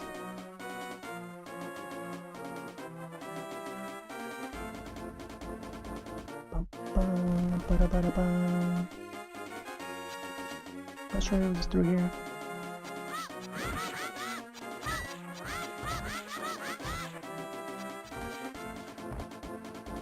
Oh, here we go. One of the sages are in here, I think. Yes, here we go. I am indeed Sahasrara, the village elder and a descendant of the 7 sages. Oh, really? I am surprised that one so young is searching for the sword of evil's bane. Link, not just anyone can use that blade. Legend says only the hero who has won the 3 pendants can wield the sword. You truly wish to find it? Yeah. Well, I remember that being a thing where they write it as, yeah. Okay, of course. Good. Oh. Let's see.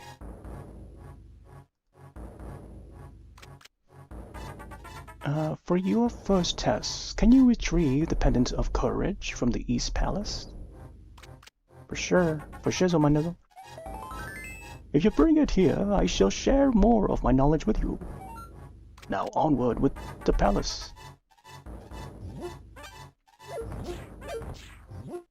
Oh wait, I can probably break this open, right? Of course I don't have my bombs anymore. Alright. So I don't know if we're supposed to chat with that guy first in order to trigger the opening of the palace. Also, yeah, this is the area here where it's like the broken ruins and stuff that would appear in that Echoes of Wisdom game, or the trailer, I mean.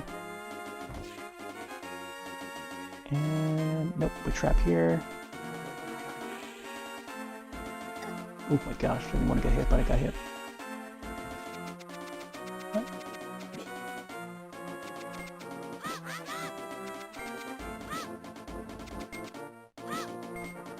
Now whether or not we can actually destroy those guys. Aside from, okay, there you go. Sometimes I would just use a bomb on them. Rupees! Okay, so there's an opening. Go! Yeah, here we go. Oh! Another knight up there. Oh! I like how I use the boomerang just to grab the art. Grab the heart. Just another shortcut to go down safely. This part here, we gotta... I think we need help from the monkeys, I think? I don't know if we actually go through. Oh no, yeah, I think it's probably the next world that would spawn the monkey. Which is Ukiki. But I think in this game they call him Uki or something like that. Which later appears in other like Mario games. But for me, first time we see that monkey would be in this game. East Palace. Here we go. Hopefully we can finish this dungeon in tonight's session. I used to have the one of the first things I would do would shoot an arrow at the eyeballs here.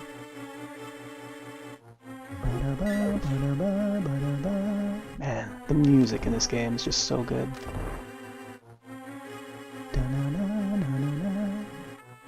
Especially using the FM chip. That's you know. I know David Wise is a well-known composer for a lot of the Super Nintendo games, including Donkey Kong Country series and Battletoads and stuff. Like, he's the main composer for Rare at the time, you know, Rareware, the company, and he's done a whole lot. He made so much use of the you know, the system sound chip.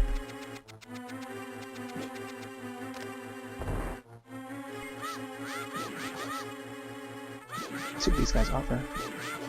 What these guys are called.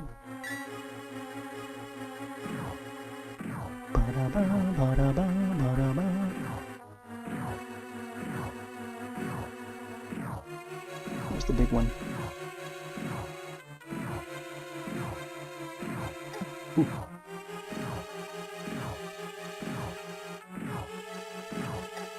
Oh no. Let me see what's back here.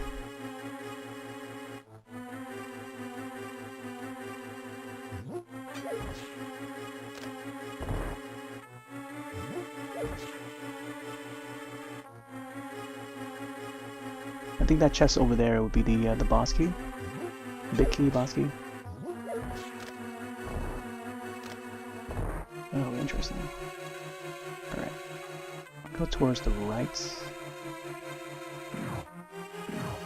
Oh no, no. I don't think there's anything there. Okay. In that case, let me check this side.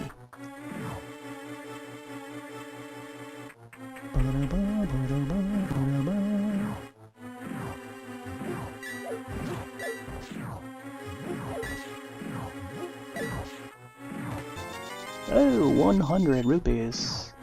And there'll be like times where I would pick up rupees, get like 100 rupees, and then like I'm already like maxed out on the rupees. And I gotta keep in mind that I gotta send those rupees over to a ferry in order to upgrade. Yeah, I guess we'll check out. You know, let's check out this side here.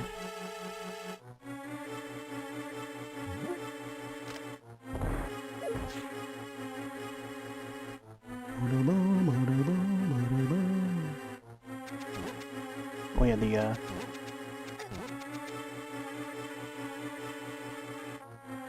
Stalfos, or what's called. Huh. I don't know if it's me or the bottom layer further down is different sprite, like a different texture. Oh, the red ghost. Let me see. Oh, I want to get that. Oh, this is the central part, right? No. Oh man, I thought we can take him out. I think it's with one of the wands or rods that you can do it. Nope. The key? It's a map. Is there anything here? Oh, there's a pot there. Nice. Nothing there?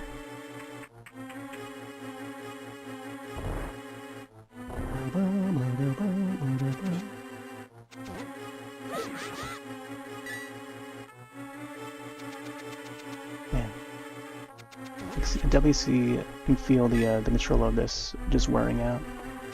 I did use my 8-bit Do controller last year to play this. Man, I keep thinking it's the A button to pick up the pots. Man, I was pretty sure that the Super Nintendo version would be A button to pick up the pots, but for some reason they really swapped it up to the R button.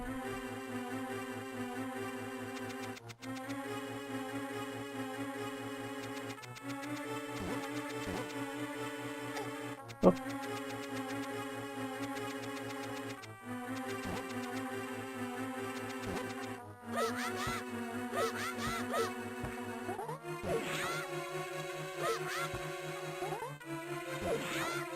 There'll be some of these enemies that would just like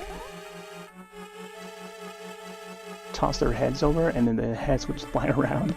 Not their heads, the like a piece of their body, their bone, skeletal body would fly around and just like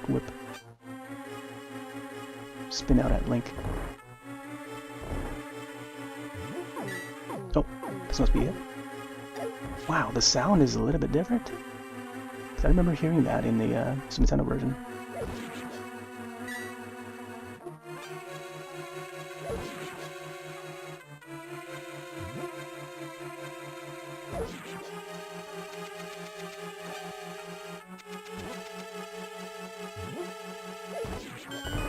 There we go.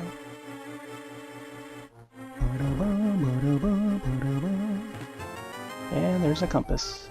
Now you can pinpoint the lair of the dungeon's evil master.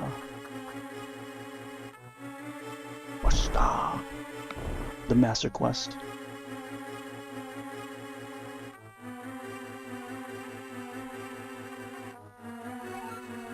Link, it is I, Sahasrara. I can talk to you telepathically when you touch these tiles. So not only the Princess Zelda is able to communicate telepathically to Link, but also to Hatsula, one of the sages. It almost makes me feel like how Professor Xavier, you know, is able to do that, and as well as Jean Grey in X-Men, you know, and it's just around that time too when X-Men would air on TV, 1992 or whichever year it was. But yeah, I get that vibe when it comes to these characters. So one of the sages and this, of course, Zelda, you know, and you always look, I always look up to like Jean Grey as like, you know, the female protagonists in the X-Men story, and also Wolverine, you know, Wolverine, Xavier, you know, we all have like that feeling for those characters or character types. So when you come to this game here, it's like, you know, I get that similar feeling with those X-Men characters, and you know, these characters here. Treasure hidden inside this palace will help you defeat armored foes. This works this way, right? Oh yeah, this is the one with the bow and arrow. Oh yeah, and I can't destroy that guy yet. The bow. It's locked. If you had the big key, you might be able to open it. Alright. Gotta get the big key. Well, I think endless fairies in this here. This, once we drop into this. Yes, here we go. So let's get a fairy here. I probably shouldn't even buy the red potion, but it's okay. Oh, we don't have the net yet. We gotta get the net. Oh man, I forgot about the net. we gotta chat with that bug boy. Go across this way. These guys are dangerous. Let's go for the boomerang.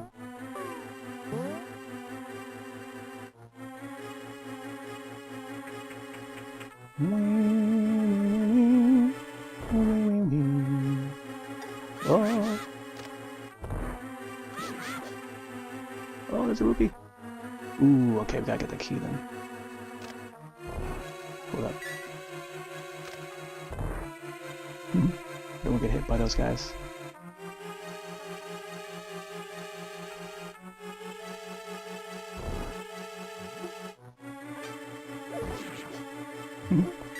Bonehead.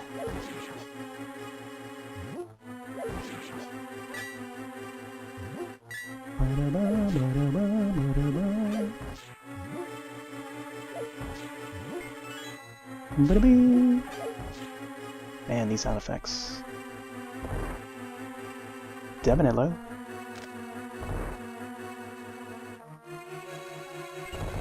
Let's go in here.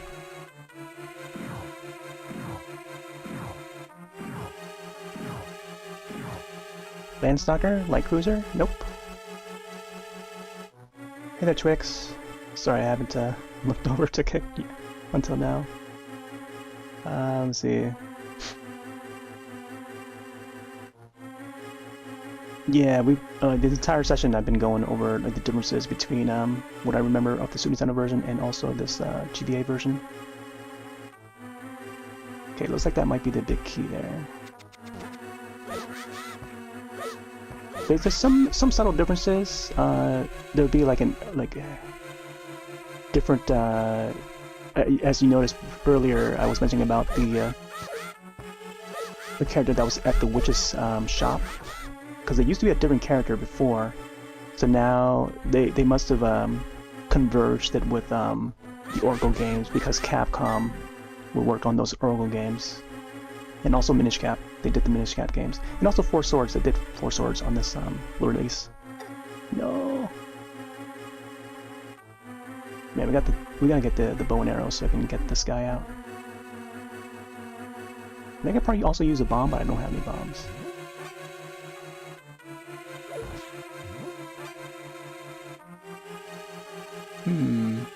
Oh yeah, take out that enemy over there.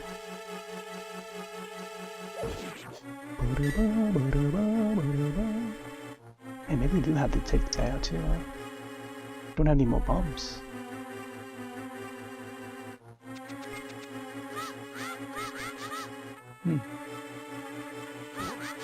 Oh, okay. So it looks like we can. Come on, come on. Oh! Come on, Cyclops.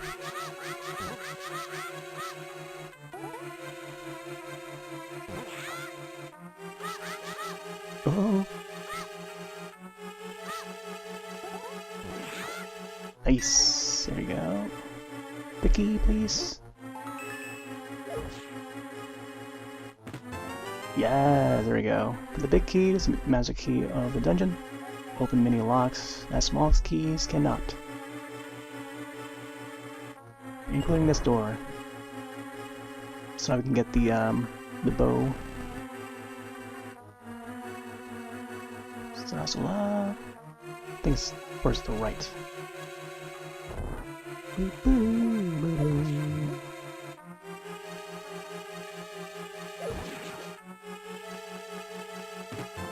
And there's the bow. You found the bow. Now you can shoot arrows. Oh my gosh. Or the, yeah, there's the one with the No. Might as well grab a fairy here. Man, this gem I can't ball on him right now. Alright, I think I got everything. So... Oh, wait. I gotta make sure that I have enough arrows. We got 10 arrows. Let's see if we can get some more arrows before we step in there. There we go. Man. Because if we start to run out of arrows, that's gonna be a tough part. Let's make sure we save here before we continue. I don't remember if I've gone over onto the left side here. And I probably did. I'm gonna find more bottles so I can find stack up on arrows real quick. I'm gonna need that.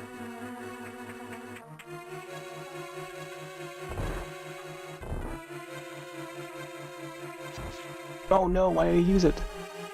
I don't know why I use it. No.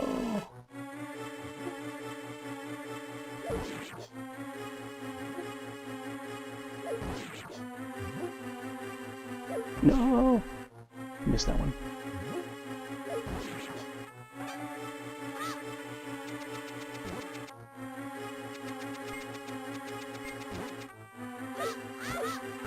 Oh, I like how their sprite just like clips through the wall there up there.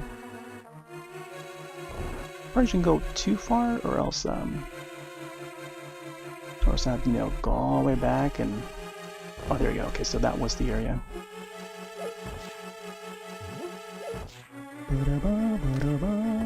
Man, I think I've gotten all the pots already, but only now that I've gotten the bow, I can. Should have been. I should just left those bottles as they were, so that I can get arrows to spawn. Let me see. Yeah, so it's this area.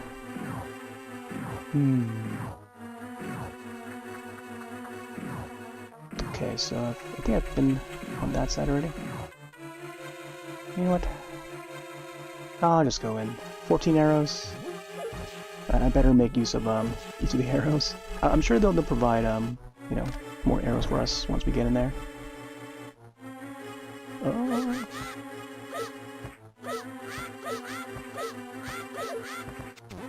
Okay, the way these guys jump, it seems to have the same, not the same sound effect. It's like a different sound effect for the jumps. I don't remember them sounding like that. Back to this game. Back to this room again.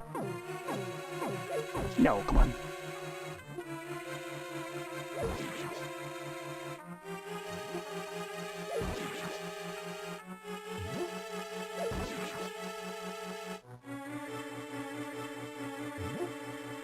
Come on. There we go. Ooh, there we go. Extra arrows. That's what I'm talking about. You gotta defeat enemies to earn those arrows. Okay. Okay. I think now we can probably save it. Oh, I just noticed that there's like a sleep option. That must be new.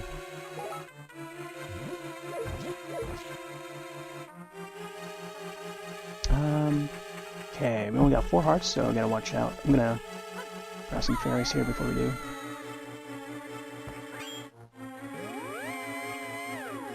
Alright, here we go. Hopefully we can do this.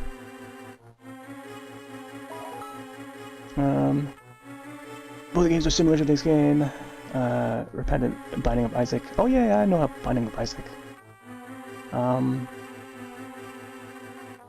There's a lot of games nowadays that would resemble A Link to the Past very much. All of them are definitely inspired. Oh, let me see. Magic?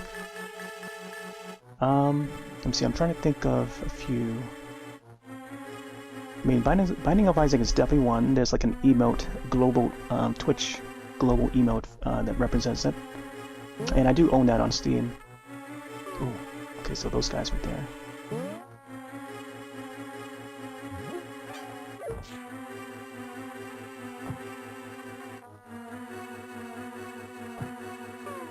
Oh, we got one bomb. Oh.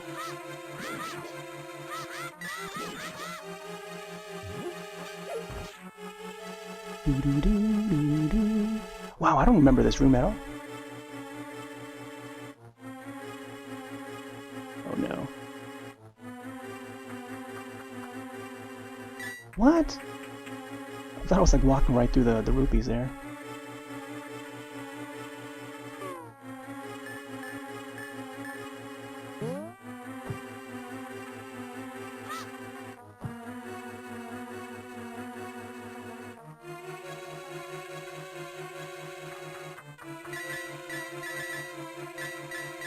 Oh, oh my gosh, okay. Get back up there. 300 rupees, man. I could probably use that for flippers.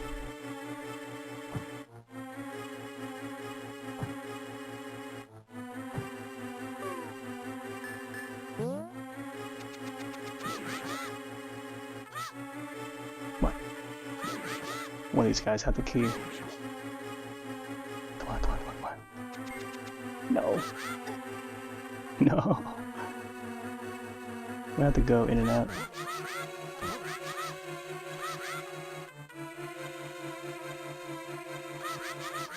Oh, man, he went around.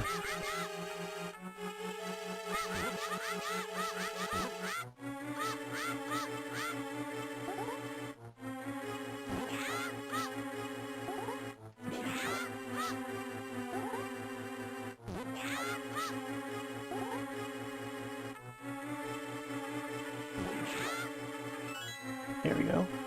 But let me heal up again. Hopefully the enemies don't respawn as they normally do.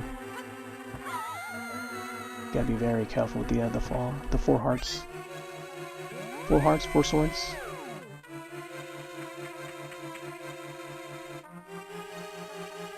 Oh my gosh, they did respawn. It's okay. We got the key. Ooh.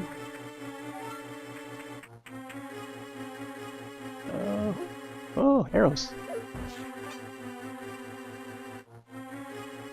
Oh. There's the button. Let's see if we can get some more arrows. Oh. Hold up. No. Alright. Let's get this guy here. No. Man, he went around.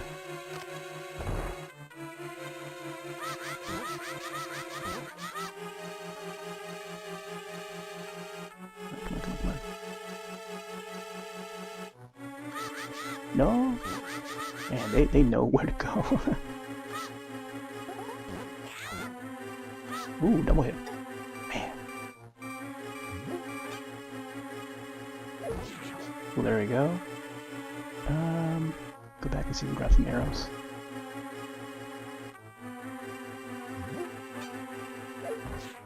Oh. No. Man. You know, I feel like I should have used the bottle.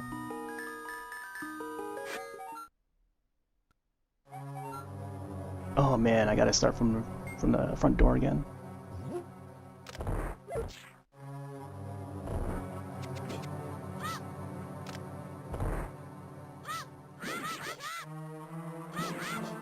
Alright, just go in there.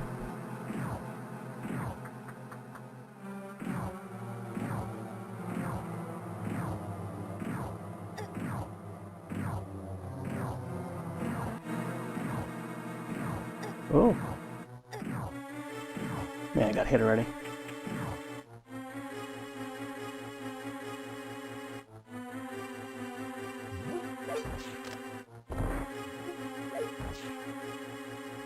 It's good that they saved the amount of arrows that we grabbed.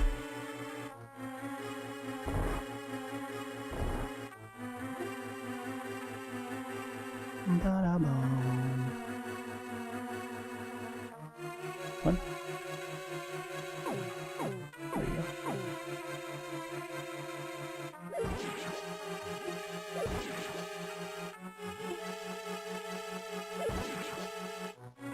A little bit of magic.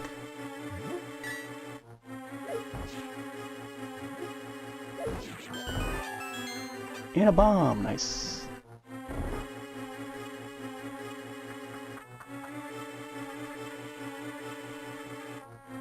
I feel like this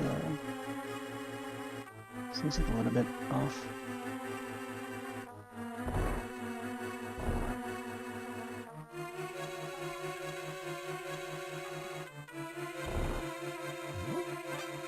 More arrows. Okay, so 30 is the max. Oh, they updated the color too. I just noticed. I don't remember how. I think it was just stays like a white color for the number when it's maxed out. It's interesting. Oh, the pot just took him out. Get that heart. So 30 arrows max.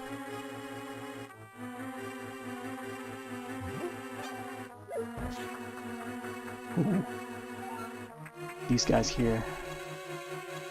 The ricochet. Oh, of course I would get hit again. I gotta let go of the pots. Okay, yeah.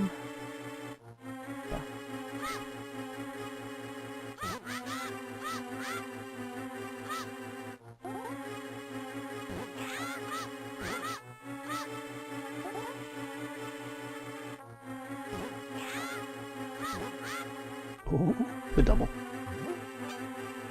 Come on, come on, come on. No! Timed it wrong.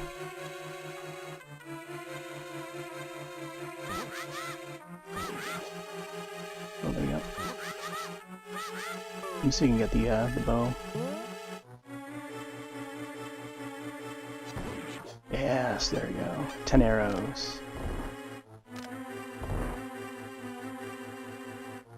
Huh. Wonder what that pot would be, though. Grab it. Oh, man. I thought I was gonna hit that. Oh, more arrows. Man. Could definitely take this guy out then. Okay, here we go. Oh,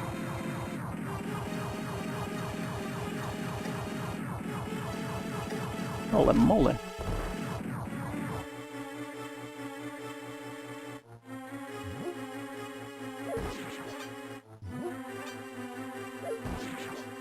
I should have saved the pots for this guy here instead.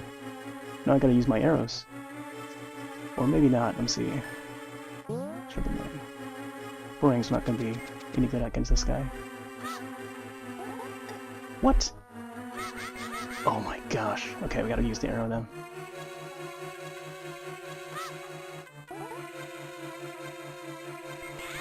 No! I'm gonna have to heal after this. Let's see.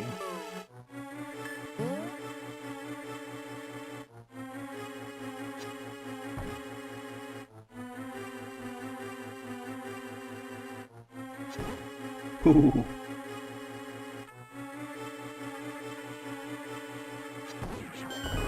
5 arrows, nice.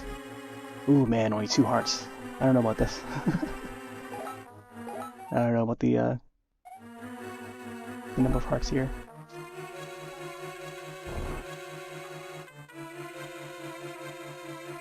How can I use my sword? That's so weird.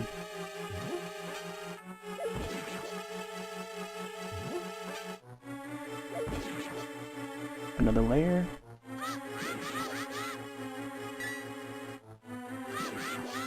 I want to definitely get rid of these guys here.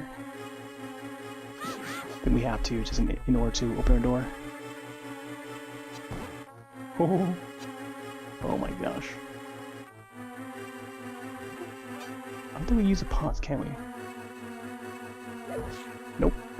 These guys are a little bit more stronger than the other ones. No, how it goes straight through them. There we go. Get those hearts. Yeah. There we go. Oh boy. Alright. Wow. Gotta take out all the enemies. There we go. Full hearts. Full arrows. 333 on the rupees. 2 bombs. Okay. I'll use just like a stick to the corner here.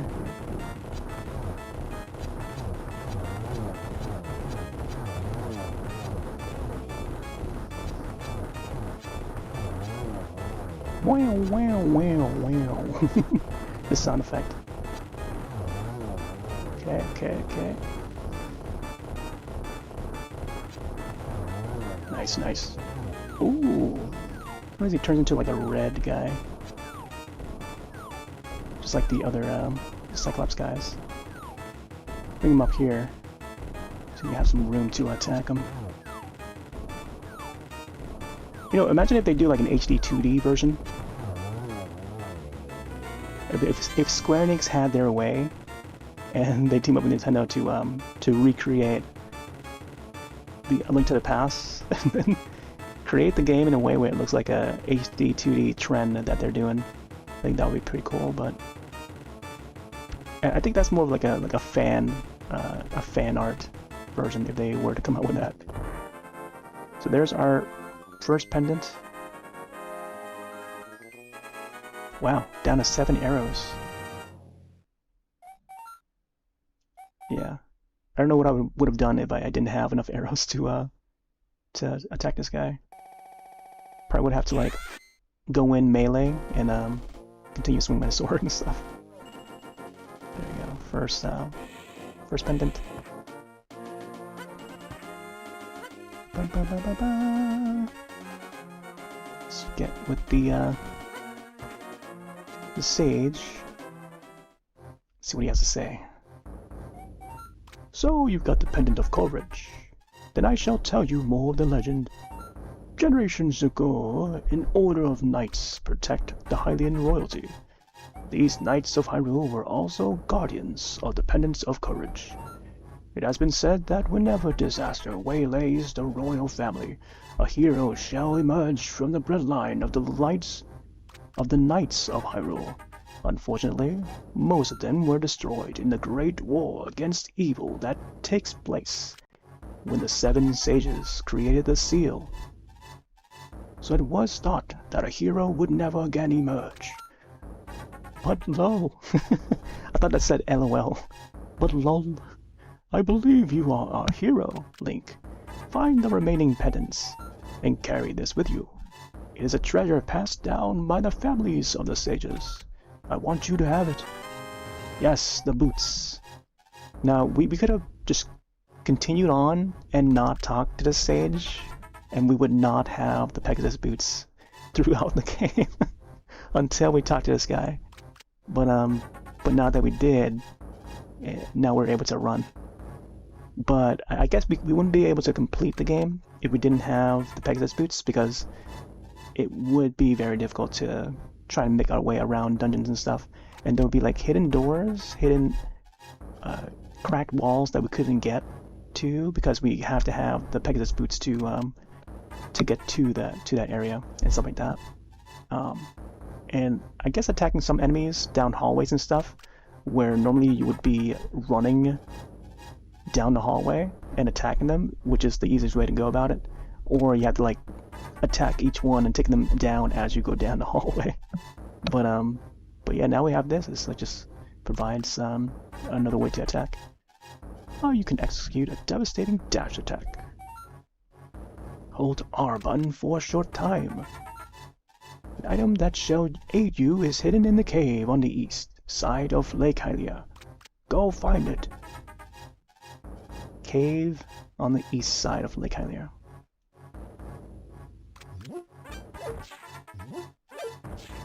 Wait, didn't I bomb this area yet? Maybe I haven't. I think there's more rupees behind this. I guess we'll grab it. Oh, more bombs. You got some bombs. You can pick up and throw a bomb you placed. Oh. What the? Oh, because I pressed the A button. And 50 rupees.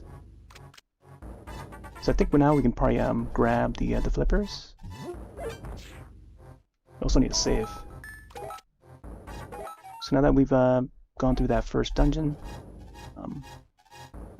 I think we'll continue it. We'll continue it. Let's roam around, maybe grab some flippers and whatever else we can do. Not necessarily complete the next dungeon, but we'll see. I want to see which dungeon Sahasrara is referring to. And it might be the desert area? Oh my gosh, that rock just landed on the shield. Oh yeah, let me try the run here. There you go, I used to use the run a lot. Trek this way here. There we go, take that guy out. Ooh, yeah. I think there was another... I think there's like a thief up here or something? Oh no, it's a fairy, okay. Oh, we gotta get that net. We gotta get that net. Without that net, we can't catch the fairies.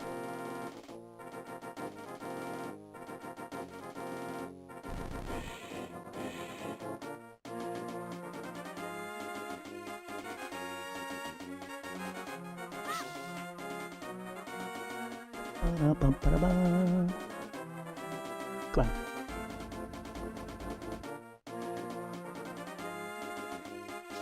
I'm pretty sure that the oh my gosh, there's another rock sparkly. Yeah, we didn't have the sparkly rock in the Super Nintendo version. No. Oh, we can't grab that anymore. No. I'm going in and out and see if we can spawn it again. Oh, it does appear again. Nice.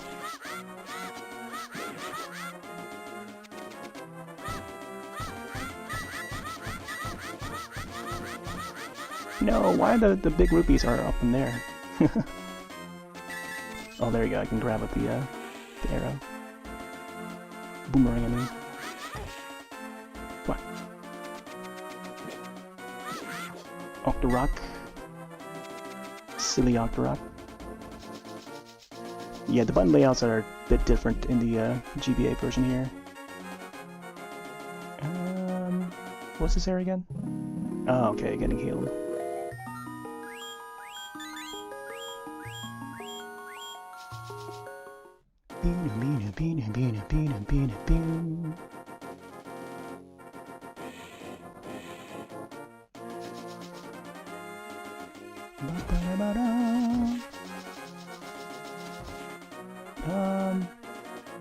So we got the potion. Wait a minute, see. So which shop is up there? Oh yeah, let's go back to Kakariko Village and get that the net, because we never gonna need that. We need that fairy. No, this part is blocked. Oh, so I like how you can just run through the bushes there and just like pick up items that would drop down. Oh, these guys. There you go. Just thrust through those guys. Oh, we're back at the house. No, I was about to use the sword there. No. Oh, there we go. No, soldiers. Stay where you are. We out here to save the world.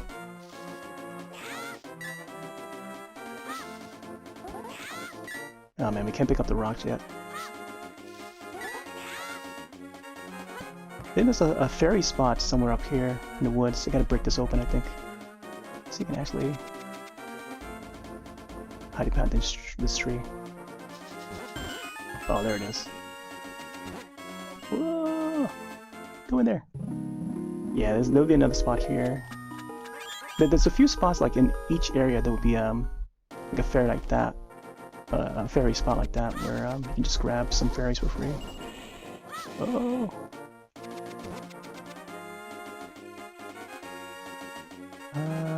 Nope. This is not the way. I think we gotta go up. Gotta up behind the castle, I think. Well, we can probably go this way too. Hope it's not covered by the oh, another one here.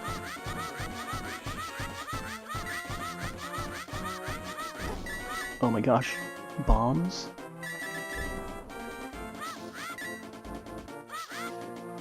Yeah, see that they actually offer that.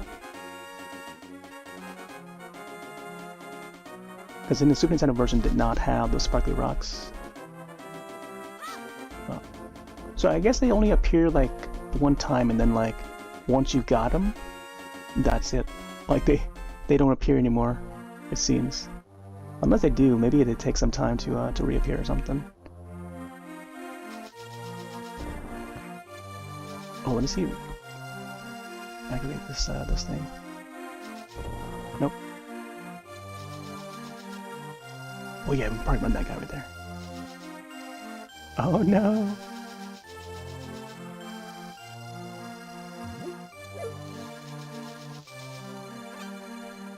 We gotta bomb this area here.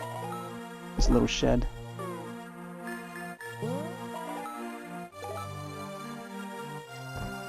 I think there's like more rupees in there, maybe a cuckoo. Oh, rats, never mind. It was some sort of animal.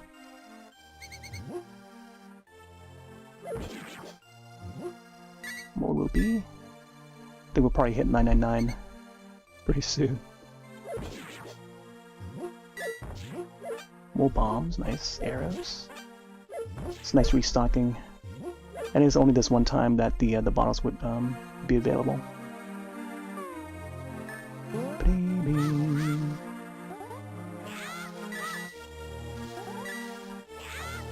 Oh, another bomb. Now that we have bombs available in our inventory, they would pop up in the bushes, along with the arrows, I think. Arrows, rupees, bombs. Cuckoo! This is the first time we discover, like, you know, attacking the cuckoos would have all these cuckoos from all corners of the map that would come and attack Link. And this is where it came from, you know, the attacking the cuckoos and a whole barrage of cuckoos that would come flying at you and attacking Link until your heart runs out. So came from this game, and I don't know, I don't think I've tried to do that in Tears of the Kingdom, where I, you know, try to, you know, trigger the cuckoos to attack Link and stuff. So maybe next time I boot up Tears of the Kingdom, I'll probably try it, because I haven't tried that yet. But there, see, you hit them enough times, you can get the cuckoos to come out. So let's try that. No animals were harmed in the making of this game. I like how it just respawns in the same area. Even indoor, you can hurt like a cuckoo indoor, and they all fly into the house.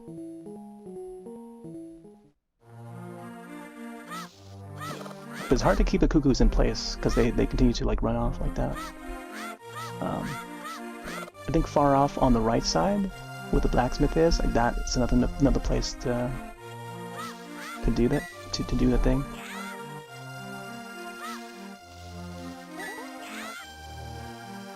Oh yeah, this tree right here would be the one for the bees, I think. But I think at first it should be like a heart, piece of heart. Let me try it. Oh, interesting. Let me try it again. Huh. It might have been the other world that has the bees coming out. And it's specifically this tree here. I remember having to run away from it. And it lagged the entire screen because, you know, all the graphics on, you know, in one frame. So I don't know if it lags on the GBA version, since this is like a port that supposedly runs a little bit better. Or, you know, at least an updated version. This next bush here, we should have this soldier in there. No. One of these spots would have the soldier. Oh, bomb there.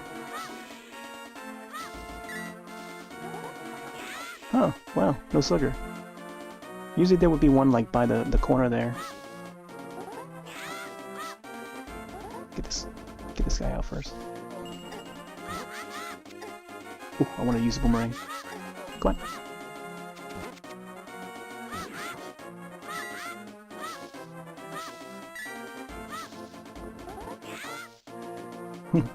I love doing the move there. So this cuckoo here, you just trap him here in the corner, and let's see how much it takes to initiate it.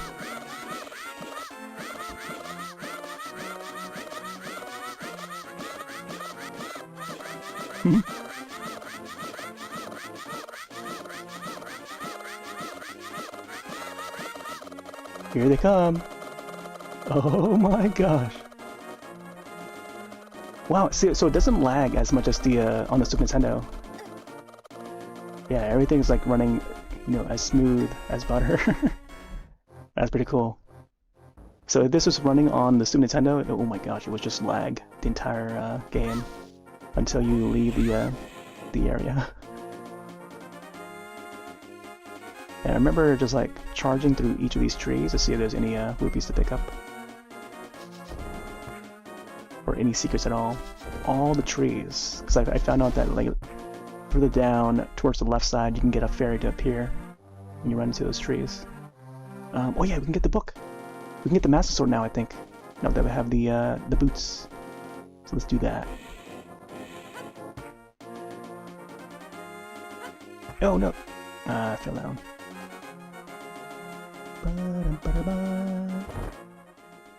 Here we are, the library. I gotta get the book of Mordor, or how is it pronounced? I wanted to try whether or not we can run from this side and then like bring the book down that way, but there's only so much space where Link can run. So when you press it, he just grabs it like that. Look at his eyes right there. He's got the green eyes, interesting. Like it shines green with 1 pixel. There we go. You found the Book of Mudra. You can use it to read the ancient language of Hylia. Nice. So that's going to be very helpful for, you know, some of the entrances to the dungeons and stuff like that. Let me save that for now.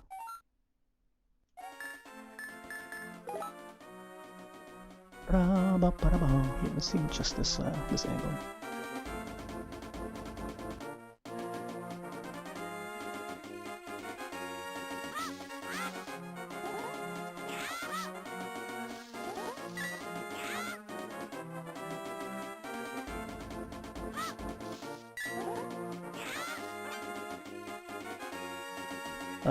So over on this side, oh yeah, I gotta talk to the 2 brothers, right?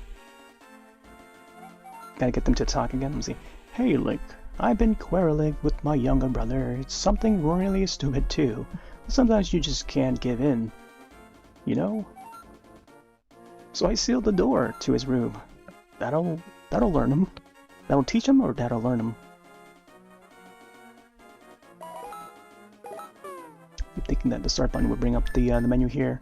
I feel like in the Super Nintendo version, original, the start button would bring up this menu. I don't know why, it just feels different with this controller layout for the GBA version. Good thing we have enough bombs.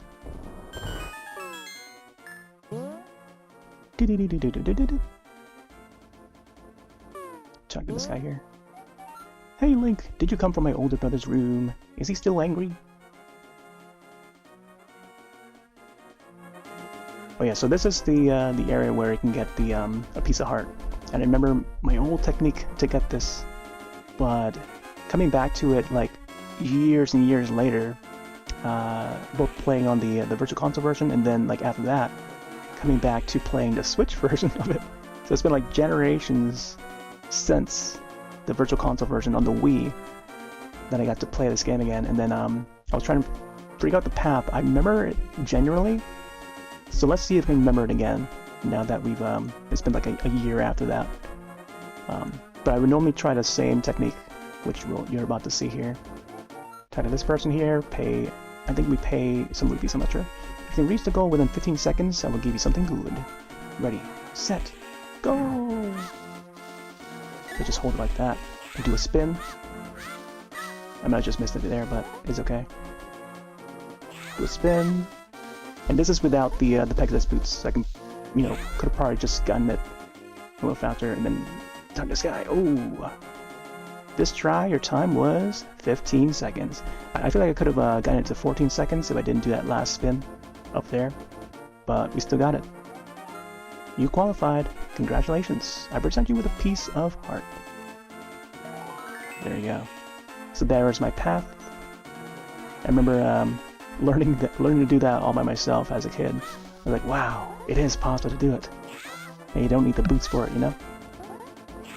And it took me like a few tries to get it, to learn the path, and, you know, just coming up with my own technique to try and get faster, you know? So doing that, and then knowing when to let go and when to strike again is also very important. So I would try like different paths, like going down this way here, you'll be trapped, so coming back around, and so on. I would spend like a whole afternoon trying to figure it out. And then when I did, you know, it just feels, you know, feels good to find out how to, you know, figure out how to go about it, you know? And that's the thing about Zelda games that I kind of miss, because we don't get that anymore in this day and age. If you have enough time to reach this sign, you should go to the goal immediately. You have time to go around, yeah. Yeah. I feel like they need to throw a bit of comedy like that in the game. And they used to do that, like Nintendo used to do that in a lot of the old games. And a lot of the devs back in the old days, both NES era and Super Nintendo era, they would always joke around back and forth. Square Enix would joke around in Final Fantasy, making fun of Legend of Zelda and stuff like that. You know, they would have a little Easter egg that shows here lies Link on a gravestone, you know, at a cemetery. and you know, fun stuff like that. But then, like, you know, there would also be like a reference to the hero from Dragon Quest. Like, he also has like a little, they poke a little fun in that first Final Fantasy game. And yeah, it's just, you know, the devs were just all having fun. And nowadays we don't really see much of it anymore, if at all, you know. Aside from, you know, references to IPs within the same genre or within the same company, so Nintendo would reference other franchises, other Nintendo franchises, I mean. And I mean, little bits of that still continues, but I don't know, it just doesn't feel as fresh anymore as, like, you know, back in the day with the NES and Super Nintendo games. I kind of miss that. And it's just like little stuff, and I don't know, it's just something about it.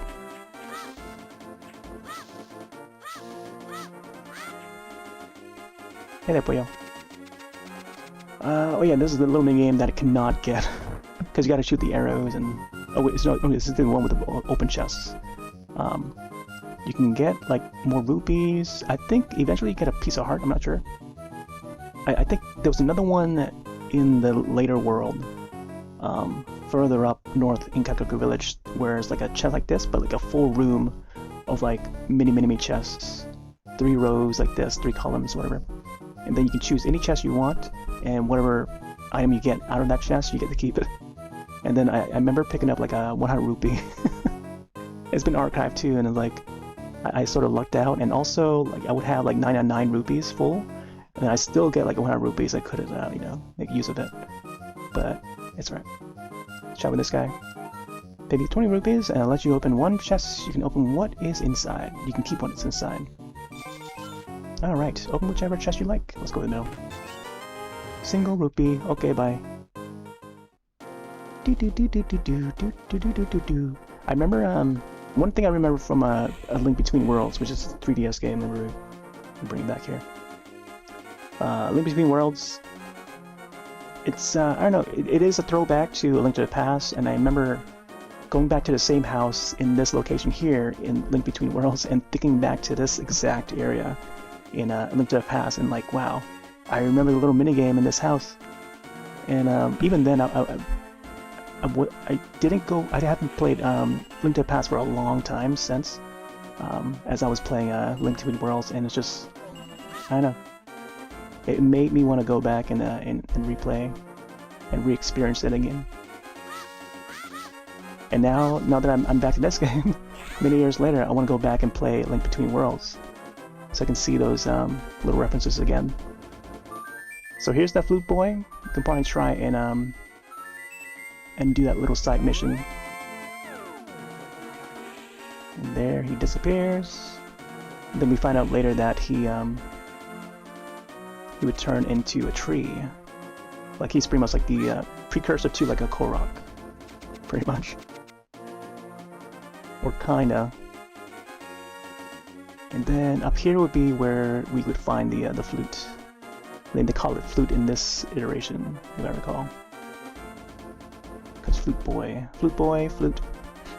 But it would be, the way it looks is, it looks like the Ocarina that we would see in Ocarina of Time, except like a brown version, I think. Oh no, blue. Yeah, it would be a blue version, and then it gets carried over to the 64 Ocarina of Time.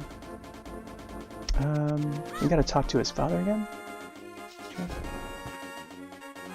Check these trees. Oh, yeah, let's go back down.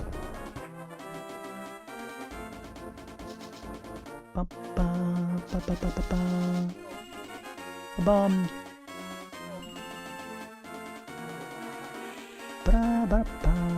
Oh, we don't even have the mirror yet. Sometimes I would think of echoes of wisdom, and I don't know why, but I would mistakenly think in my mind echoes of mirror, like how I was thinking of it last night. It was like echoes of mirror? No, it's my echo of wisdom.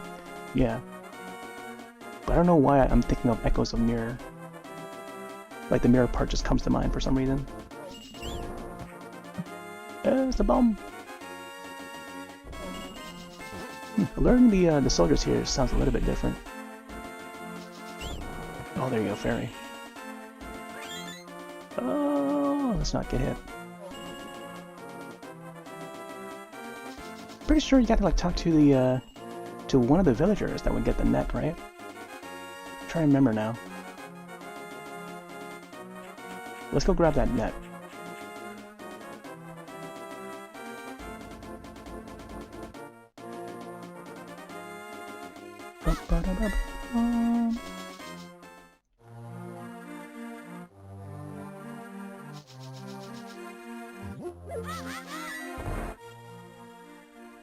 See if this guy has anything.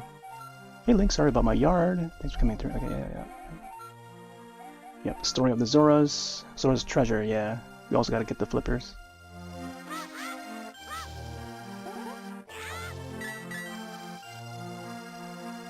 Let me check next door here. The sick boy. I can't go out 'cause I'm sick. Cough, cough. People say I caught this cold from the evil air that's coming down off the mountain. Sniff, sniff. This is my bug-catching net. Oh, there we go. I'll use it when I'm better, but for now, I'll lend it to you. Finally, you borrowed the bug-catching net. There may be some other things you can catch with it too. Bug catching and fairy catching. So you can actually get the rupees here. Nope. You know, it must be in the next world that we can catch the rupees, and not this world. I like the kid's face there, the way they design it. Looks like an Akira Toriyama or Toriyama sort of art almost like Goku or something in a way. Just the way the eyes look in pixelated form. Yo, come on. I think I gotta go that way, like from the left and then onwards to the right. That's how I'm able to catch him, I think. Something about this old lady, I forgot what to do. I think if you have the magic powder, you can toss the magic powder over to this lady, and then something happens. I forgot what it was. But we'll find out once we get that magic powder. More cuckoos here. We can also do it indoor. Spawn the, you know, the cuckoo attack. Oh, there's a wall here. Let me see. I think there's a must be a part piece in this. Behind this wall, so let's check it out. Jack cuckoos. Yeah, that cuckoo want to get hurt, see? That cuckoo knew that there was a bomb there, but it still stood still there. Ah! A bundle of arrows. Let's see how it looks when it's inside.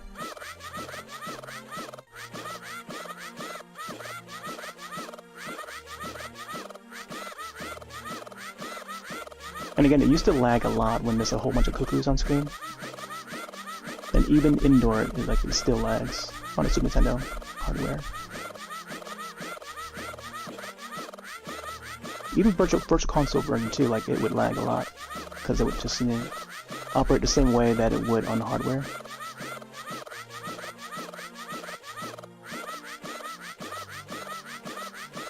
And there's 2 cuckoos in there too. Going ham on that cuckoo.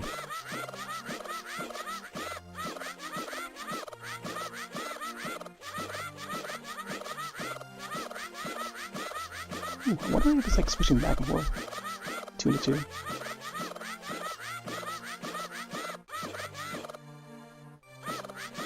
I was trying to charge the sword, but I didn't want to charge. Oh.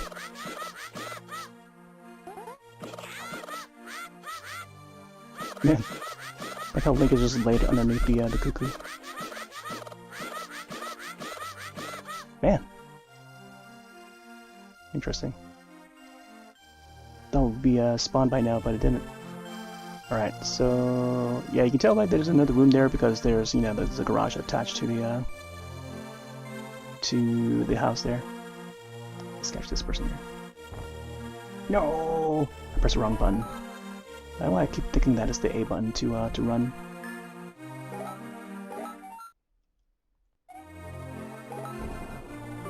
Let's get that bomb out of the way. I'll probably just use the net.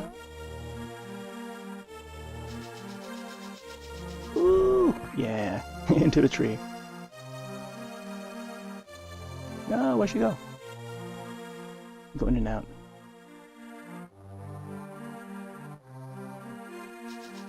Go! There you go. I can't believe you caught me. With your speed, it must have been easy to kidnap Zelda.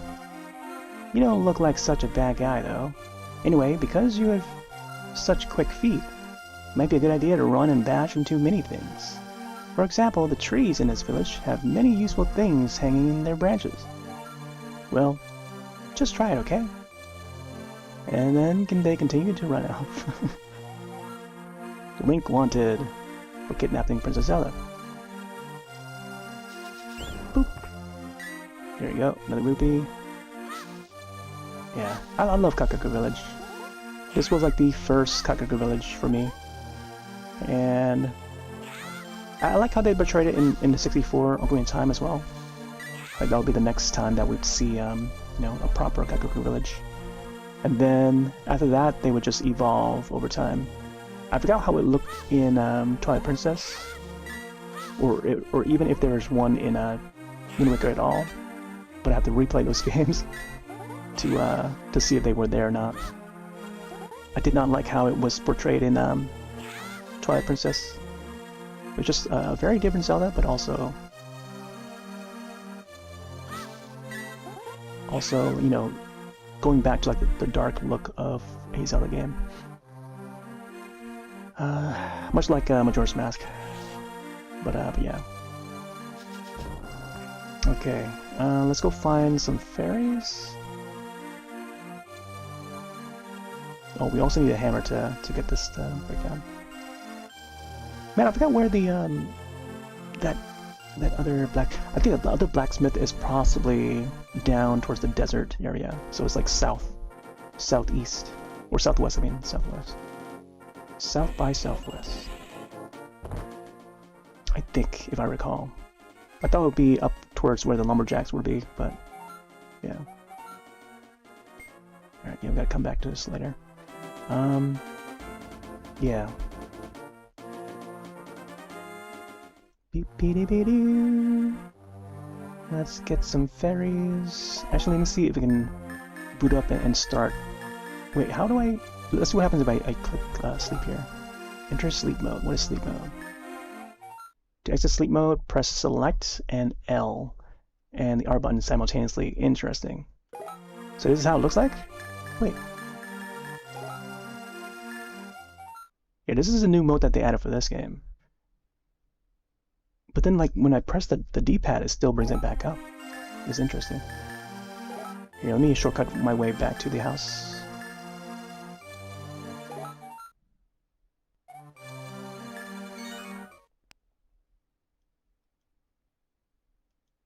New intro there. Ooh, we got 5 hearts already.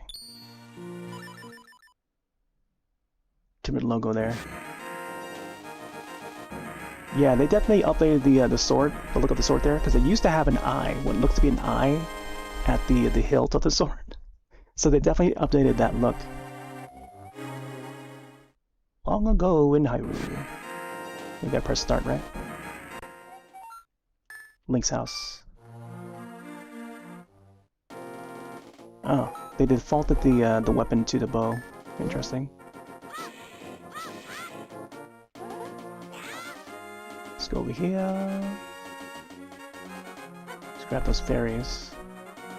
I feel like I should just use the red potion.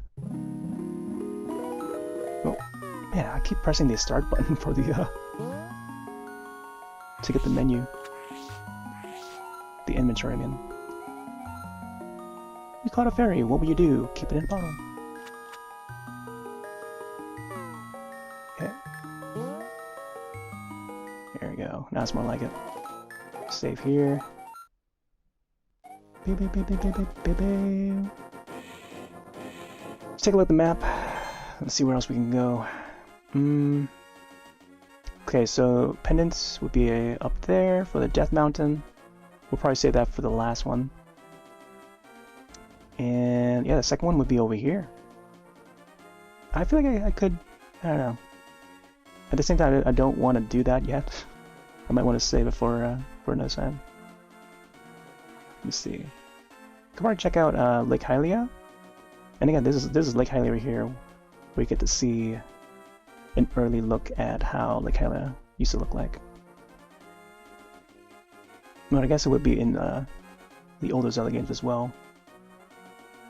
And this will be the next iteration, which at the time I guess it would be like a fresh new look at how it would look in this game. Another fairy fountain up there. I think we can probably get the. I think it's like a piece of heart up there, where that cave would be. I'm gonna make my way over and see if there's anything changed in that area.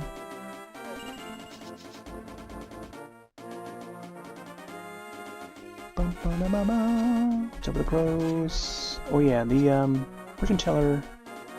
Yeah, there's another fortune teller over here that would run that shop.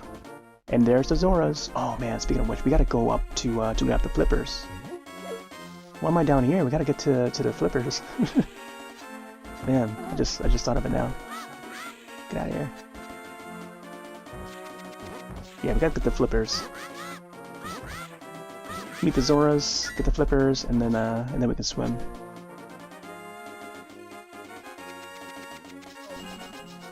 Excuse me.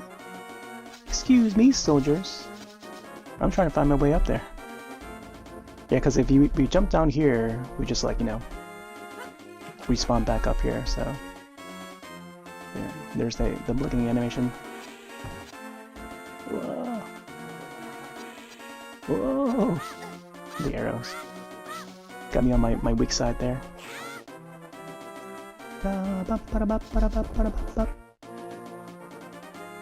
I think there was a bee here? Maybe a fairy, let me see. There's a fairy. Fairy sounds a little off. Can't go into the water yet. Let me check up here. Nope.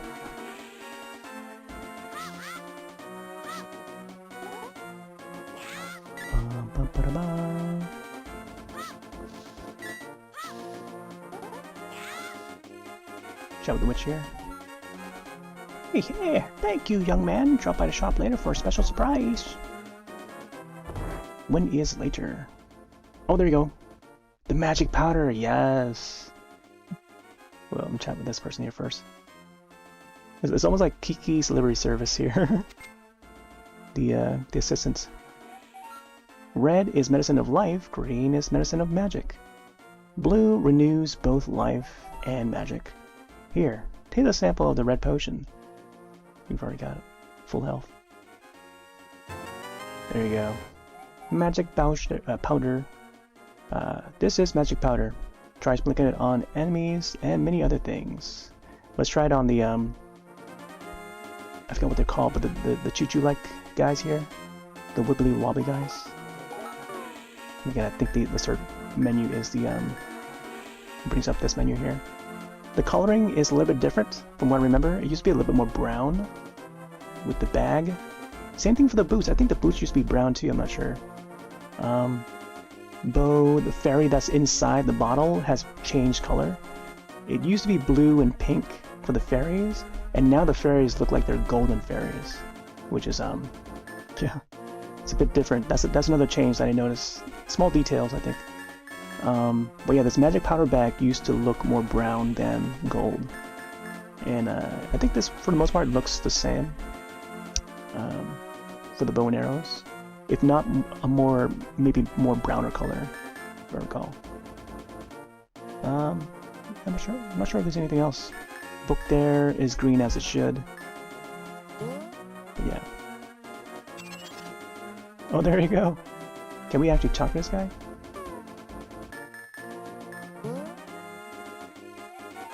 Tra-la-la-la-la, look for Sahalala.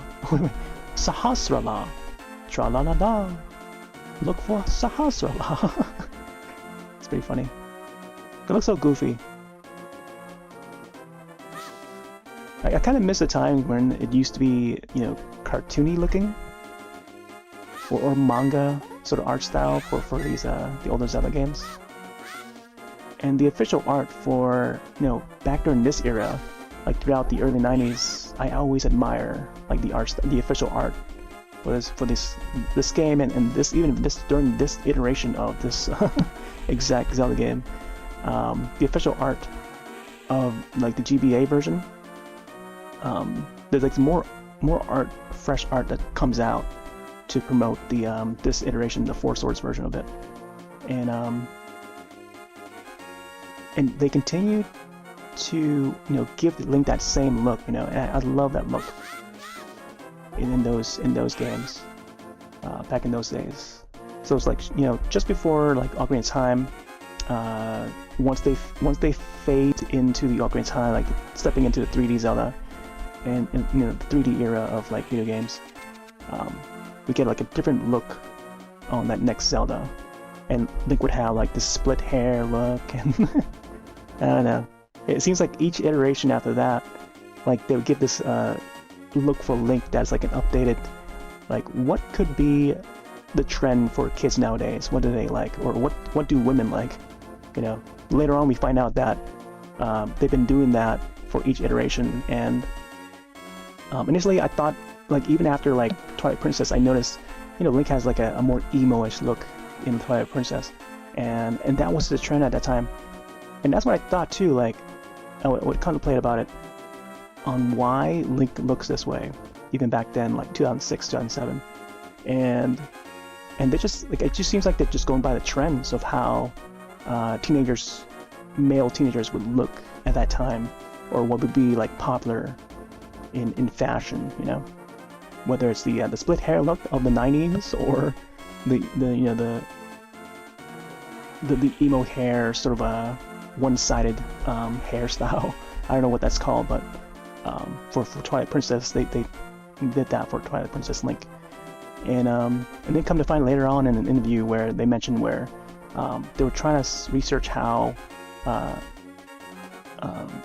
female players that would play the Legend of Zelda games would enjoy more how Link looks like in those 3D games.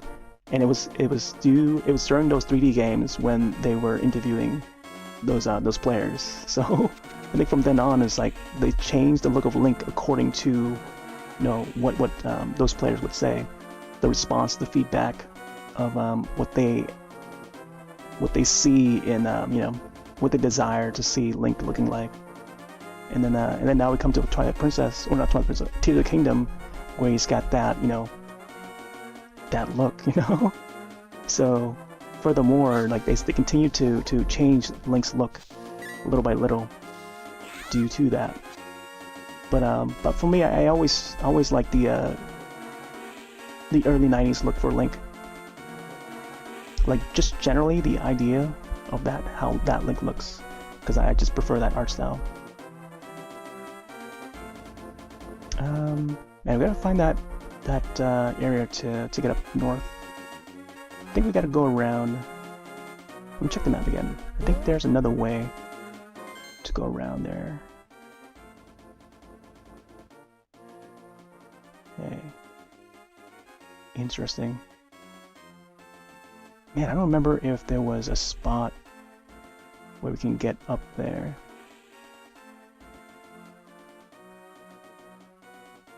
Unless we have the gloves to lift up the rock, and then we can go over there.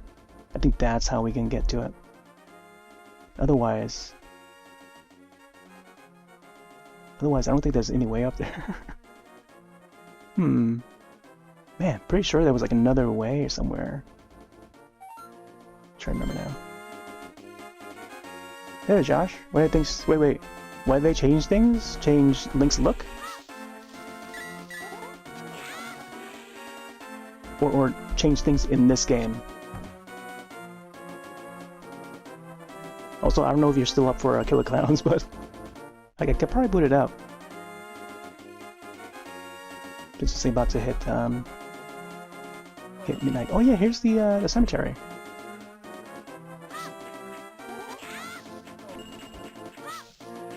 This version of the game on Switch? Well, I mean, it's based on, you know, it's based on the GBA version. So the GBA version alone has been updated and changed. Not much of it, but like, you know, there's some things that's been updated. So like for example, I was mentioning earlier where God, I'm trying to get that right. Never mind. There's a character in that witch shop. I was just in there earlier where that character has been swapped to a character that appears in the Oracle games that was on the Game Boy Color. Oh, there's that whirlpool. Let me see. Oh, I can't reach it from here. Yeah, I think we need the glove to either lift up the rock or bring the fairies down here. Another spot for fairies that I don't think we need to grab. Oh, there's a heal one. Okay, never mind. Get out here. That's 20 minutes. All right. I'll probably swap over to Killer Clowns after. Let me see. Take another look at the map here again. I do have to go down there, and I feel like I should. I don't know. Right now I'm just like roaming around because we already finished that first dungeon that's over here. Trying to figure out how to get up to the Zora place, but I think we need the gloves, which is going to be redeemable down here. Oh man, we still gotta get the Master Sword. Yeah, gonna need those 3 pendants to grab it. So far, this version's okay. It's just the mapping of the controls that are a bit different from the, you know, how the original Super Nintendo version would be. But yeah, I think there's a spot up there we can probably break open. This one? This block here would be a piece of heart, if I recall. Let's get out of here. Does he have a goal? One more piece, and we get another full heart. 556 rupees so far. We can probably head. No, I don't think we can get to that ferry area to donate the rupees. All right, I guess we'll go down since there's not much else we can do around here. I thought there would be another spot we can check out the Zora area, but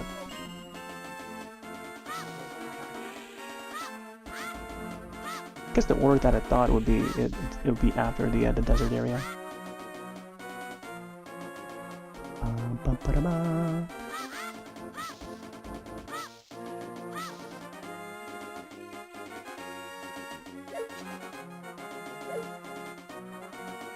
Yeah, just like stating all the just noticing some of the differences between the GBA version and the Super Nintendo version of this game. Because Capcom would take part in developing this version before they start to do Four Swords and some of the other stuff. What was it? The Oracle games and Minish Cap. I totally forgot that they worked on this one too until I saw the logo. I don't think it's this way, is it?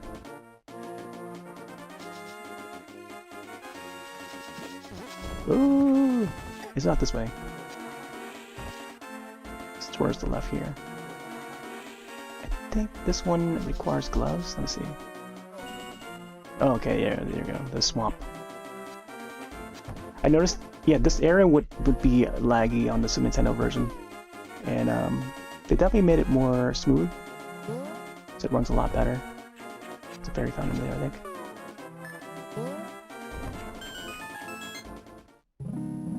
Get healed. I'll soothe your wounds.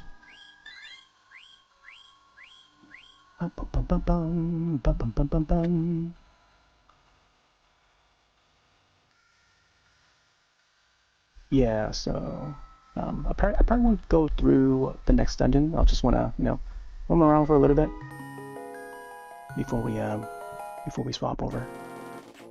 But it's been a good session so far. Wait, is that a new enemy? That guy that jumps out of the grass, I think that's a new enemy. Hold on, let me see. I don't remember seeing that guy before. Interesting. Oh, yeah, this guy's a new enemy, I think. Huh. I don't remember seeing that guy. Well, the guy just like spinning around.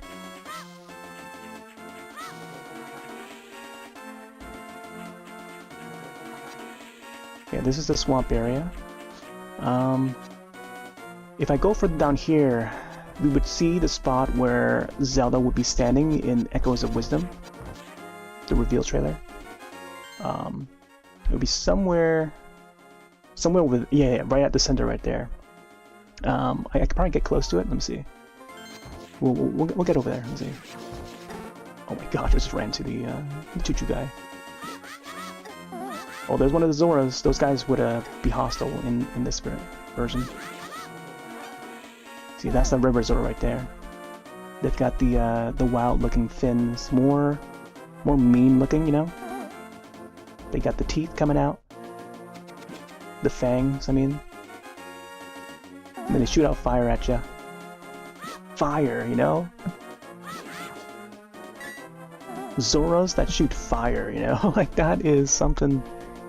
That's what I thought of when I you know, of Zora.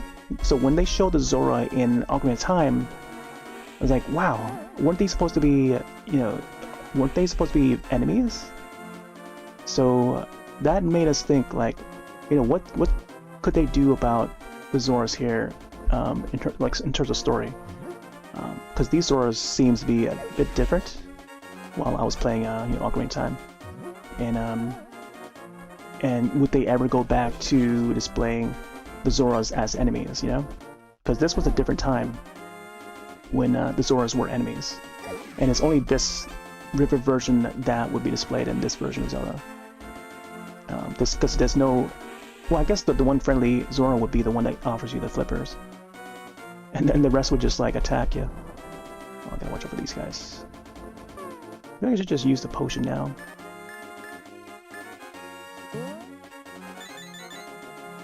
So if you look at the map, this somewhere... Okay. Somewhere around that spot up here would be where Zelda was standing. Like either here or towards the center of that map there. Where they're that little island. And that island is where the ferry would be, I think. Like if I would go over there. That's the spot where I would donate the rupees and stuff. But in the other world of this game, it would be like a dungeon, like a separate dungeon all by itself.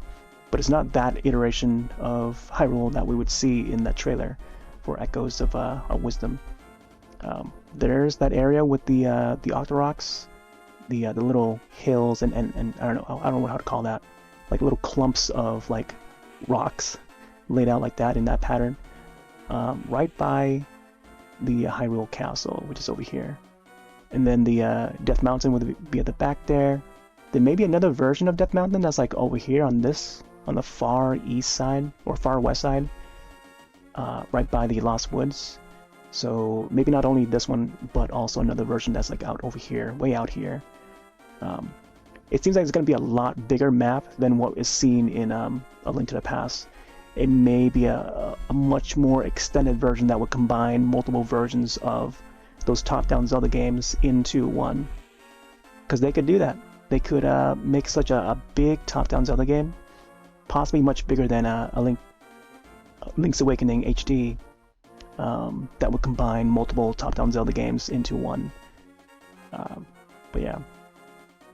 So far, that's the gist that I'm getting from just generally looking at the trailer. But yeah, looking forward to it.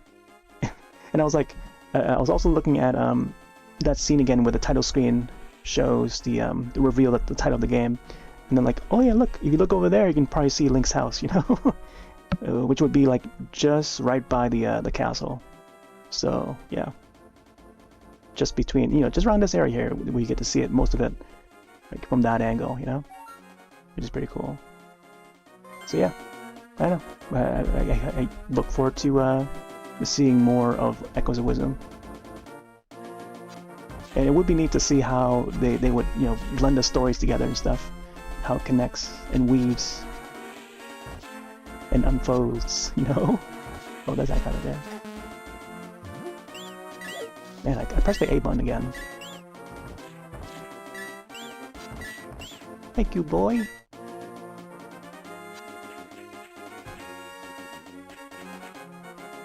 Oh yeah, there's the swamp dungeon. Let's see if we can get the boomerang back.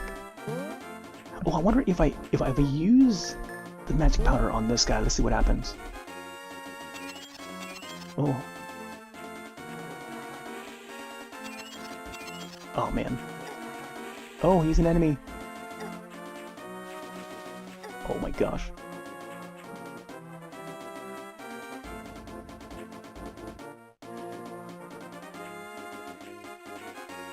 No.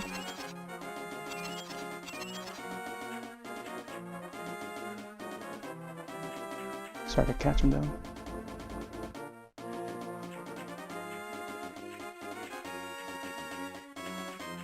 Oh, come on. He's right there. Ah, never mind. I don't know if it actually would work or not. Alright, let's traverse this way. Well, I think there might be something else up here. Let me see. Whoa! Desert of Mystery. Here we go. Gotta get the glow to lift that up. Probably won't do it yet. Oh! Man, I keep pressing the A button for that. Huh? You want to lift it up? Okay. Oh, I took him out. Here's the middle-aged guy. What? Doesn't say a thing. I'm just an average guy. Do not speak to me. Do not remove this sign. This is the middle-aged guy. I think in another dialogue where it says something about him being the middle-aged guy. And this would be how we can get the final bottle. It's from this guy here. And I think the blacksmith, the brother blacksmith, is like inside the cave somewhere.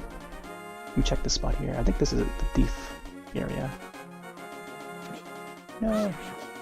Man. Now I don't know what button it is to press the to lift up the thing. Okay. So if not this cave, I think it's the one that's like underneath that rock. Where you can find the other thief. I think it's probably this one here.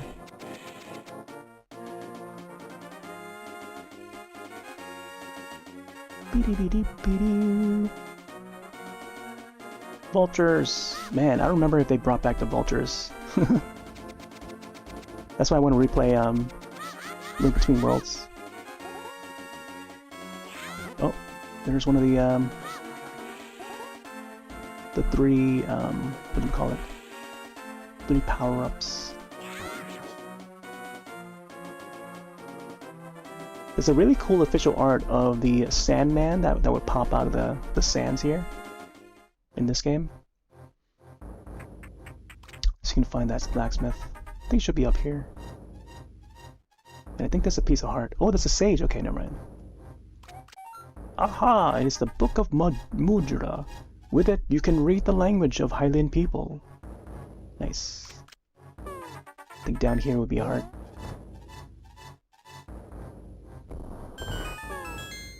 Oh yeah. Yeah, there's like an extra pixel, like a black pixel across the eye there for Link, which is like, it's kind of bothering me a bit. I don't know why they did that and just left it there. Because if you look to the side, like he has that long, like the eye would be like 2 pixels, or 4 pixels if you include the white spots. But you look downward like that, you notice like the pupils of his eyes, one is extended a little longer than the other pupil, which is a bit strange. So when you start walking, you see it disappear, you know? But when you stand still, it's there, you know, it's there. But the pixel is actually part of the shield, so the shield might have been fixed or re-edited to have the pointy corners. Because I think from memory, it did not have those pointy corners. So, I don't know. I'll have to go back to the old footage and see how it looks on the Super Nintendo. There you go, piece of heart. Now we can increase it to 6.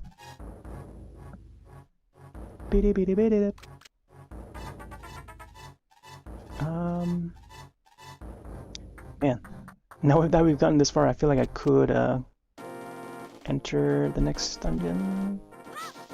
Oh, there's that Sandman guy. Yeah, that was cool to see. Back when I first played this on Super Nintendo, just how they animate the character, and oh my gosh, it just goes all the way up here, huh? Yeah, we have the book, so we can also go inside here.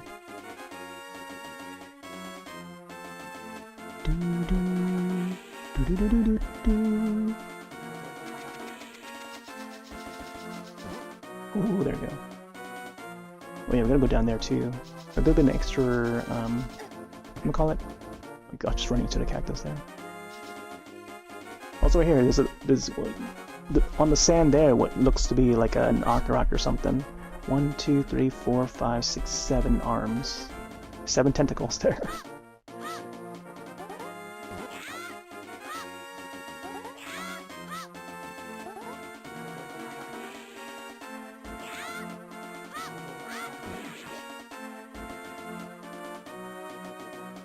Yeah, gotta watch over those guys. Yeah, the official art for that is pretty cool. The guy comes out of the sand and try to attack Link. Okay, let's I guess we'll activate this thing. So foreign language. Let's get the book. To open the way forward, make your wish here, and it will be granted. We gotta pray. Whoa, that sounded a little bit different. Okay. You gotta press the A button to proceed.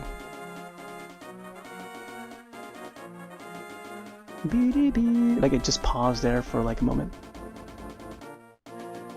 Okay, man, should I? Should I not? And I'm gonna save here for a bit.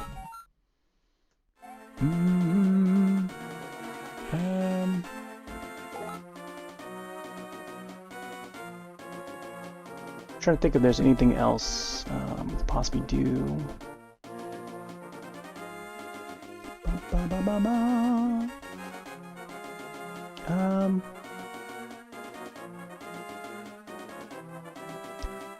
I think I'll just go in and then like have it saved there. So next time that we boot this up and continue Link to the Past, we'll just resume where we left, and it would just brings us to the beginning of this dungeon. So I think I'll save this dungeon for next time, and then we'll proceed more with this game. So yeah, second pendant coming up, and then we'll get the third pendant, and then eventually the Master Sword. Master Sword is something that's different, introduced in this game, and carries on throughout the series. So very important entry, this one, for the younger folks. But yeah, we'll just go in here, and then we'll save Desert Palace. And then, yeah, I guess I'll swap over to a different game. I may want to take a short break too, so this may take a few minutes. Let's go. Wait. I'm gonna save and then turn off game, right? There you go. Nintendo and Capcom. 2002. Wow. Yeah, that's like 10 years after. So this has got to be like the 10-year anniversary of. Or maybe a little more than 10 years. It's because I think the original game came out in 1991, but just about 10 or 11 years, I think. Yeah. 10 or 11 years after the release of the original. And that was when I was like in high school. I was in high school in 2002. I think I was like a sophomore. Alright, well that was that. We haven't started Four Swords yet, but it looks like it sort of links together. No pun intended, but it looks like it somehow syncs together by that first save file. So 3 save files in all, like just like how most Zelda games in general, not including the latest Zelda games, because they don't have that. They don't have that one single save file. But it looks like it would detect the progress of Four Swords and vice versa. So if we complete the game in A Link to the Past, we will unlock a whole separate dungeon in Four Swords, and then in vice versa, we gotta get some progress in Four Swords in order to get something else in Link to the Past, if I recall. There was something about that, like in exchange for both those games. But yeah, playlist for Zelda. You can find it here on the YouTube. Also on Twitch, but I'll probably just recommend just going the convenient way of YouTube. But I think the quality is kept higher on Twitch end because of how they display the videos and stuff. Their encoding way. Upon many other Zelda games that we feature on stream. Yeah, I'm not sure what else to mention. Yeah. I guess, yeah, we'll come back to this either, I don't know, next weekend or something, or whatever I feel would be a proper data to come back to it. I'm going to swap to a different game. Gonna take a short break. It may take a few minutes, and yeah. Oh, I also need to swap the HDMI to the other PC, and then get that to capture, or else it's not gonna be a smooth transition. But hopefully it doesn't break anything, so we'll see. And if it breaks down the stream, then I apologize. I would have to like restart the stream and start over again. So yeah, I'm gonna cut the stream off and then on YouTube then. But I'll try to stay on Twitch then. But yeah, I'm gonna swap to Killer Clowns. So back to this another time. So be back in a few minutes.